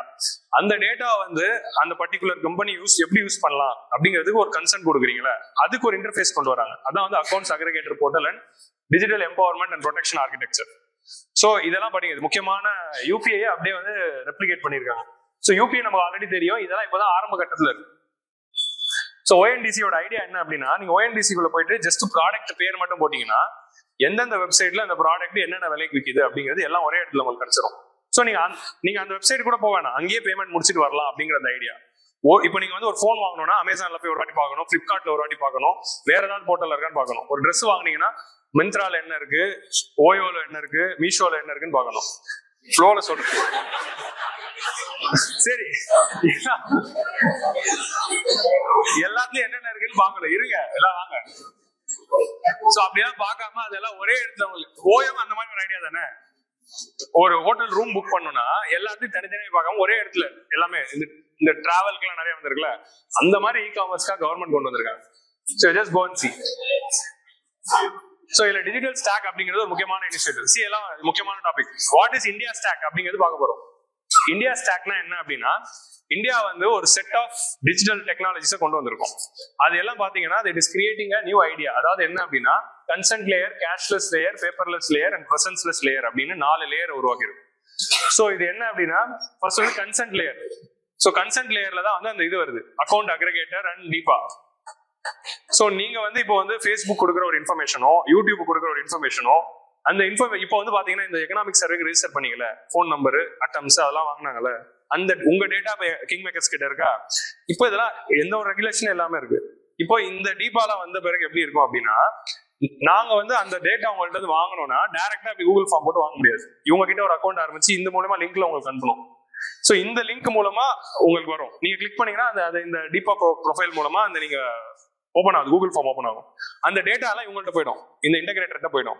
நீங்க எந்தெந்த டேட்டாவை யூஸ் பண்ணலாம், எந்தெந்த டேட்டாவை டெலிட் பண்ணலாம். இப்போ உங்க நம்பர் என்கிட்ட இருக்குல்ல, இப்போ அதை டெலிட் பண்ண முடியுமா உங்களால? என் கிங் மேக்கர்ஸ் கிட்ட இருக்க உங்க ஃபோன் நம்பரை டெலிட் பண்ண முடியுமா? முடியாது. நாளைக்கு இது வந்துச்சுன்னா முடியும். நீங்க அந்த ஃபோன் நம்பர் கிளிக் பண்ணி டெலிட்னா அங்கே டெலிட் ஆயிடும். ஸோ இந்த மாதிரி யூசரோட டேட்டா ப்ரொடெக்ட் பண்றதுக்கு தான் அதை கொண்டு வந்திருக்காங்க. அதான் வந்து கன்சென்ட் லேயர். உங்களோட டேட்டாவை எப்படி யூஸ் பண்ணுங்கிற கன்சென்ட்டை நீங்க கொடுக்கலாம். அதுதான் அந்த ஃபர்ஸ்ட் ஐடியா. கேஷ்லெஸ் லேயர் இன்னும் IMPS, UPI, ஆதார் பே அதெல்லாம் வந்துச்சு. கேஷ்லெஸ் லேயர் அது வந்து national payments corporation of India பாக்குது. தீபா வந்து RBI பாத்துக்குது. பேப்பர்லெஸ் லேயருக்கு என்ன வந்துச்சு? ஆதார் KYC. முன்னாடி ஒரு ஃபோன் சிம் வாங்கணும்னா என்ன பண்ணணும்? Address proof, ID proof, photo, கையெழுத்து போடணும். இப்போ ஒன்றும் இல்லை, 5 நிமிஷம் வேலை. போயிட்டு ஃபிங்கர் பிரிண்ட் வச்சு வாங்கிட்டு வந்துடலாம், அவ்வளவுதான். வெறும் ஃபிங்கர் பிரிண்ட் மட்டும்தான். ஏன்னா அதான் ஆதார் KYC, ஆதார் KYC. பேங்க்ல இப்போ ஒரு அக்கௌண்ட் ஆரம்பிங்கன்னா வெறும் ஃபிங்கர் பிரிண்ட் வச்சா போதும், வேற எதுவுமே தேவையில்ல. ஸோ முன்னாடி KYCக்கு நீங்க என்ன பண்ணணும்? Address proof, ID proof, photo கொடுக்கணும், சைன் போடணும், இந்த சைன் அந்த சைன். இப்போ போய் ஒரு ஃபிங்கர் பிரிண்ட் வச்சாலே எல்லாம் முடிஞ்சிருக்கு. ஸோ ஒரு ஃபிங்கர் பிரிண்ட்ல you are able to do. அதான் வந்து பேப்பர்லெஸ் லேயர். பிரசன்ஸ்லெஸ் லேயர்னா என்ன? நீங்க அங்க போய் நிக்கவே தேவையில்ல, வீட்ல இருந்தே பண்ணிக்கலாம். இப்போ OBC சர்டிஃபிகேட் வாங்குறீங்க, OBC சர்டிஃபிகேட் வீட்ல இருந்தே போட்டுக்கலாம்ல. வீட்லயே நீங்க இ-சேவா வெப்சைட்ல போயிட்டு எல்லா டாக்குமெண்ட்டையும் அப்லோட் பண்ணி சப்மிட்னு கொடுத்துக்கிட்டீங்கன்னா ஒரு 1 வீக்குள்ள வந்துடும். நான் லாஸ்ட் 2 இயர்ஸா வந்து இ-சேவாக்கே போல வீட்ல இருந்தா வாங்கிட்டு இருக்கேன். ஸோ அதான் வந்து presenceless layer. Without the presence you can do with help of Aadhaar and mobile. So இந்த மாதிரி எல்லாமே கொண்டு வரதான் இந்த digital stack. Okay, so identity layer, payments layer and data layer, account aggregator. So இந்த மாதிரி பிரசன்ஸ்லெஸ் லேயர், இந்த மாதிரி ஒரு ஐடியால எவல்யூஷன் பண்ணிட்டே போறாங்க. இவங்க இன்னும் எக்கனாமிக் சர்வேல பழைய டெஃபினேஷன் 3 லேயர் தான் கொடுத்துருக்காங்க. அது 4வது லேயரா பிரசன்ஸ்லெஸ்ஸையும் ஒன்று ஆட் பண்ணிட்டாங்க. ஸோ இது எவல்யூஷன்ல இருக்கு இந்த வந்து ஐடியா. ஸோ இதை தான் வந்து நம்ம என்ன பண்ணோம், G20ல ப்ரொஜெக்ட் பண்ணி காட்டணும், டிஸ்பிளே பண்ணணும். ஸோ பொதுவாக G20 சம்மிட்லாம் என்ன நடக்கும்னா, டெவலப்டு கண்ட்ரிஸ் வந்து அவங்க ஊர்ல நடந்த ஒரு விஷயத்தை தான் G20ல காட்டுவாங்க. ஸோ தட் அதர் கண்ட்ரிஸ் தான் கத்துக்கணும். இந்த வருஷம் G20ல இந்தியா வந்து ஒரு developing country, they are projecting something which is having lessons for both developed and developing countries அப்படின்னு ஒரு பாயிண்ட் வந்து இந்த வாட்டி G20 சம்மிட்ல பேசியிருப்பாங்க. ஸோ அதுதான் இந்த இது. ஸோ இப்போ நம்ம இந்த டிஜிட்டல் ரிலேட்டடான ஒரு சில டேட்டா, டிரான்சாக்ஷன் கண்டக்டட் இந்த UPI பிளாட்ஃபார்ம் வந்து 2016ல 0.707 லேக்ல இருந்து இப்போ 143 lakh crore ஆயிருக்கு. ஸோ 0.007 lakh crore இருந்து 143 lakh crore இன்க்ரீஸ் ஆயிருக்கு. டேட்டா லேயர் வந்ததுனால என்ன ஆயிருக்கு, ஆத்தென்டிகேஷன் எக்கோசிஸ்டம். KYC ப்ராசஸ்லாம் வந்து முன்னாடி வந்து 1000 ரூபாய் செலவானது இப்போ 5 ரூபாய் செலவுலயே KYC பண்ண முடியுது. இப்போ ஒரு பேங்க்குக்கு நீங்க KYC பண்ணணும் அப்படின்னா முன்னாடி அவங்க அவ்வளவு செலவாயிட்டு இருந்தது. ஸோ இந்த லேயர் வந்துட்டதுனால ஒரு ஃபிங்கர் பிரிண்ட்லயே வர்றதுனால இந்த ஆத்தென்டிகேஷன் காஸ்ட் வந்து பேங்க்குக்குலாம் குறைஞ்சிருக்கு. ஜன்தன் ஜாம் ட்ரினிட்டி மூலமா 2.7 lakh crore இது ஆல்ரெடி நான் பார்த்துட்டோம். டைரக்ட் பெனிஃபிட் ட்ரான்ஸ்ஃபர் மூலமா we have saved 2.7 lakh crore. Aarogya Setu and CoWIN. Aarogya Setu பெருசா டெவலப் ஆகல, அது யாருமே இன்ஸ்டாலே பண்ணல. ஆனா CoWIN is considered to be a very important initiative. CoWIN ஒன்று இருந்ததுனால தான் one of the best ever vaccination drive வந்து நம்மளால பண்ண முடிஞ்சது வித்வுட் எனி கன்ஃபியூஷன். ஸோ அதுதான் வந்து கோவினோட எல்லாருக்கும் சர்டிஃபிகேட் ஆட்டோமேட்டிக்கா வந்துச்சு பாருங்க. நீங்க 2 ஊசி போட்டீங்கன்னா ஆட்டோமேட்டிக்கா சர்டிஃபிகேட் உங்களுக்கு வந்துடும். ஸோ தட் சர்டிஃபிகேட் வந்து எப்படின்னா இட்ஸ் வேலிட் ஃபார் ஆல். அதாவது இது ஒரிஜினல், இது டூப்ளிகேட்னு இல்லை, அந்த PDF தான் ஒரிஜினல். அதை நீங்க காட்டினாலே போதும், ஏன்னா அதுல QR கோட் இருக்கு. இப்போ ஒரிஜினலுக்கு டூப்ளிகேட்டுக்கு என்ன வித்தியாசம்? ஒரிஜினல் வந்து கவர்மெண்டோட அச்சோட வரும், டூப்ளிகேட் நீங்க ஜெராக்ஸ் எடுப்பீங்க. ஆனா அதுவே அங்க ஒரு QR கோட் வந்துருச்சுன்னு வச்சுக்கோங்களேன், ஒரிஜினல் டூப்ளிகேட்டுங்கிற பேச்சே இல்லை. அந்த QR கோடை ஸ்கேன் பண்ணாலே அங்க காட்டிடும் இது ஒரிஜினலா டூப்ளிகேட்டா. ஸோ அதுதான் வந்து டிஜிட்டைசேஷனோட ஸ்டெப். இப்போ அந்த ஒரிஜினலுக்கு டூப்ளிகேட் இப்போ ஆதார்ல தான் ஆச்சு. ஆதார்ல எது ஒரிஜினல் எது டூப்ளிகேட்? நம்பர் தான். அந்த நம்பர் போட்டா அதான் ஆத்தென்டிகேஷன், இல்ல விரல் தான் ஆத்தென்டிகேஷன், இல்ல கண்ணு தான் ஆத்தென்டிகேஷன். இன்னும் ஐரிஸ் நம்ம எங்கேயும் யூஸ் பண்றது இல்ல, வெறும் ஃபிங்கர் பிரிண்டும் நம்பர் மட்டும் தான் யூஸ் பண்றோம். So that is the authentication. So அந்த ஒரிஜினல் டாக்குமெண்ட்க்கும் டூப்ளிகேட் டாக்குமெண்ட்க்கும் உள்ள டிஃபரன்ஸே இப்போ இல்லாம போயிடுச்சு வித் தி ஸ்டேட். PME வித்யா மூலமா வந்து ஆன்லைன் லேர்னிங் வந்து we could give. ஏன்னா நிறைய டிஜிட்டல் கண்டென்ட்ல லேர்னிங் நடந்துச்சு. மெனி இ-காமர்ஸ் ரிலேட்டடா தான் ONDC அந்த கான்செப்ட் வந்துச்சு. டிஜிட்டல் டாக்குமெண்ட் எக்ஸிகியூஷன் பிளாட்ஃபார்ம் அப்படின்னு ஒண்ணு புதுசா ஒன்று வந்திருக்கு. என்னன்னா நேஷனல் இ-கவர்னன்ஸ் சர்வீஸ் லிமிடெட் அப்படின்னு ஒரு கம்பெனி இருக்கு. இந்த கம்பெனி என்ன பண்றாங்க, இந்த டிஜிட்டல் டாக்குமெண்ட் எக்ஸிகியூஷன் பிளாட்ஃபார்ம் அப்படிங்கறத ஒன்று கொண்டு வந்திருக்காங்க. இது இன்சாலன்சி அண்ட் பேங்க்ரப்சி கோட்ல நம்ம பார்த்தோம்னா இன்ஃபர்மேஷன் யூட்டிலிட்டி 3 இருக்கும்ல, இன்ஃபர்மேஷன் யூட்டிலிட்டி, அப்புறமா யாரு கமிட்டி ஆஃப் கிரெடிட், அப்புறம் வந்து இன்சாலன்சி ப்ரொஃபஷனல் ஏஜென்சிஸ். அதுல இந்த இன்ஃபர்மேஷன் யூட்டிலிட்டியில என்னென்ன இருக்கு, இது எதுக்குன்னா இந்த டிஜிட்டல் டாக்குமெண்ட் எக்ஸிகியூஷன் போர்ட்டல்ல நீங்க போயிட்டு ஒருத்தரோட இன்ஃபர்மேஷன் போட்டீங்கன்னா அவரோட ஃபுல் ஹிஸ்டரி வந்துடும். ஸோ ஒருத்தருக்கு லோன் கொடுக்கலாமா வேணாமா அப்படிங்கிற அந்த டெசிஷன் வந்து குவிக் ஆகுது. ஏன்னா we have integrated a lot of databases. So 100% FDI in the telecom sector, in the automatic route. அதே மாதிரி டிமானிட்டைசேஷன் பத்தி சொல்லலாம். டிமானிட்டைசேஷன் நாலதான் இதெல்லாம் நடந்துச்சு. டிமானிட்டைசேஷன் இதெல்லாம் என்னன்னா யூபிஐ அப்படின்னு ஒண்ணு நடந்ததுக்கு காரணமே டிமானிட்டைசேஷன். டிமானிட்டைசேஷன் வேற எதுவும் கொண்டு வந்தோம், பட் டிமானிட்டைசேஷன் ஒண்ணு நடந்ததுனாலதான் யூபிஐ நடந்துச்சு அப்படிங்கறது ஹைண்ட்சைட்ல will be telling. Monthly data consumption, நம்மளுடைய டேட்டா கன்சம்ஷன் வந்து 300 டைம்ஸ் வந்து அதிகமா இருக்கு லாஸ்ட் 10 இயர்ஸ்ல. 300 மடங்கு வந்து டேட்டா யூஸ் அதிகமா இருக்கு. 2014ல வந்து ஆன் அன் ஆவரேஜ் வந்து ஒரு பர்சன் வந்து 61 MB தான் வந்து யூஸ் பண்ணிட்டு இருந்தாங்க. இப்போ வந்து 18 GB வந்து we are using per month consumption. Per month consumption. இப்போ நம்ம கிளாஸ்ல இருக்க நிறைய பேருக்கு 60 GB கூட இருக்கும். ஏன்னா பெர் டே 2 GB போடுறீங்களா. இந்தியாவோட ஆவரேஜ் வந்து 18.4 GB per day every citizen is using. Tariffs for the Mobile services வந்து டிக்ளைன் ஆயிருக்கு. 1 GBயோட காஸ்ட் வந்து 269 rupees இருந்தது, இப்போ 10 rupeesக்கு 1 GB கிடைக்குது. ஒரு பிரைவேட் கம்பெனி வந்ததுனால தான் அது நடந்துச்சு அப்படின்னு கூட எக்கனாமிக் சர்வேல இருக்கு. உண்மையா இருக்கு. பிரைவேட் கம்பெனின்னு போட்டிருந்தாங்க, ஜியோ தான் மீன் பண்றாங்க, பட் ஸ்டில் மென்ஷன் பண்ணியிருந்தாங்க. Further, India has the third lowest average data tariff per GB. வேர்ல்டுலயே வந்து one of the lowest per GB cost நம்மளது தானே. நம்ம இப்போ ரீசார்ஜ் பண்றோம்ல அன்லிமிட்டெட், அது வந்து one of the third lowest cost ever for 1 GB in the world. So purchasing powerல we are good here. So GSTN-னால GSTN நெட்வொர்க்ல வந்து 140 lakh active tax payers இருக்காங்க. So GST பேமெண்ட் அதிகமா இருக்கு. அந்த ஸ்டோரிலாம் இவனும். So what many developed countries took 47 years to achieve, India did in 8 years. இந்த டிஜிட்டைசேஷன் அப்படிங்கிற இந்த இதுல வந்து 47 இயர்ஸ்ல அவங்க பண்ணணும்னு இருந்தது 8 வருஷத்துலயே நம்ம வந்து பண்ணிட்டோம். அந்த ஸ்டோரிஸ் தான். இம்பாக்ட் ஆஃப் தி கண்ட்ரிஸ் ரோஜஸ்ட். ஓகே, இன்னொன்னு இந்த டிஜிட்டைசேஷன் கூட பேரலா இன்னொன்னு நடந்திருக்கு. நம்மளோட எக்ஸ்போர்ட்ஸ்ல வந்து ஒரு முக்கியமான ட்ரெண்ட் என்ன சொல்றாங்கன்னா, முன்னாடி வந்து சர்வீஸ் செக்டர் எக்ஸ்போர்ட்ஸ்ல ஐடி எக்ஸ்போர்ட்ஸ் அப்படின்னு சொல்லிட்டு இருந்தோம். அது ஆரம்ப காலத்துல வந்து ஐடி சர்வீசஸ், சாஃப்ட்வேர் சர்வீசஸ் அப்படின்னு இருந்தது. இப்போ அதுலயே வந்து ஸ்பெஷலைசேஷன் ஆயிருக்கு. இந்த குளோபல் கேப்பபிலிட்டி சென்டர்ஸ் அப்படின்னு ஒரு கான்செப்ட் வந்துருக்கு. முன்னாடி என்ன அவுட் சோர்ஸ் பண்ணியிருந்தாங்கன்னா, ஒரு ஃபாரின் கம்பெனி இருக்கு அப்படின்னா, they started off with outsourcing their BPO. வெறும் கால் சென்டர் மட்டும் தான் அவுட் சோர்ஸ் பண்ணாங்க இந்தியால இருந்து பீப்புள் வந்து கால் சென்டர், அந்த கஸ்டமர் கேர் அப்படிங்கிறது மட்டும் தான் இந்தியா பார்த்துப்பாங்க, மிச்சம் கம்பெனி அப்படிங்கிறது. அப்புறம் என்ன பண்ணாங்க, அவங்களோட சாஃப்ட்வேரை எக்ஸ்போர்ட் பண்ணாங்க. அந்த கம்பெனி யூஸ் பண்ற சாஃப்ட்வேரை நம்ம இந்தியாலே செஞ்சு தர மாதிரி பண்ணுது. அதுக்கப்புறம் என்ன பண்ணிட்டு இருந்தாங்க, அவங்களோட என்டையர் ஆஃபீஸ் மேனேஜ்மெண்ட் சிஸ்டமே வந்து எக்ஸ்போர்ட் பண்ணாங்க. இப்போ வந்து இந்தியா வந்து they are moving to the next level. Global capability சென்டர்ஸே வந்து எக்ஸ்போர்ட் பண்ணணும். வாட் இஸ் குளோபல் கேப்பபிலிட்டி சென்டர்னா, ஒரு கம்பெனியோட R&D department and future thinking department இந்தியாவுக்கு மாத்துறாங்க. இப்போ ஒரு பெரிய எம்என்சி இருக்குன்னு வச்சுக்கோங்களேன். அந்த எம்என்சி வந்து நிறைய ஹெட்ல நிறைய ஒர்க் பண்ணும். அந்த கம்பெனியோட R&D department, innovation and thinking department, அதோட ஆபீசஸ் இந்தியாவில் ஆரம்பிக்க ஆரம்பிச்சு. ஸோ குளோபல் கேப்பபிலிட்டி சென்டர்னா என்னன்னா, ஒரு கம்பெனியோட R&D department which thinks about the futuristic growth of a company. முன்னாடி அதை மட்டும் டெவலப்டு கம்பெனில வச்சுட்டு மிச்சதெல்லாம் அவுட் சோர்ஸ் பண்ணாங்க. இப்போ இந்தியாலே இந்த GCCஸ்லாம் வர ஆரம்பிச்சிருக்கு. நம்மளோட சர்வீஸ் செக்டர் எக்ஸ்போர்ட்டோட குவாலிட்டி அதிகமா இருக்கு அப்படிங்கிறத சொல்லியிருப்பாங்க. So highly skilled workforce capable of research and innovation using high-end technology and processing and managing skills. இதெல்லாம் டெவலப் ஆயிருந்தனாலே, இந்தியாவில் டிஜிட்டல் இன்ஃப்ராஸ்ட்ரக்சர் வரதுனாலையும், நிறைய இன்ஜினியர்ஸ் இருக்கிறதுனாலையும் we were able to do this. உண்மையா இன்ஜினியர்ஸ் தானே வேலை செய்ய போறாங்க, அங்கேயாவது வேலை செய்யணும்.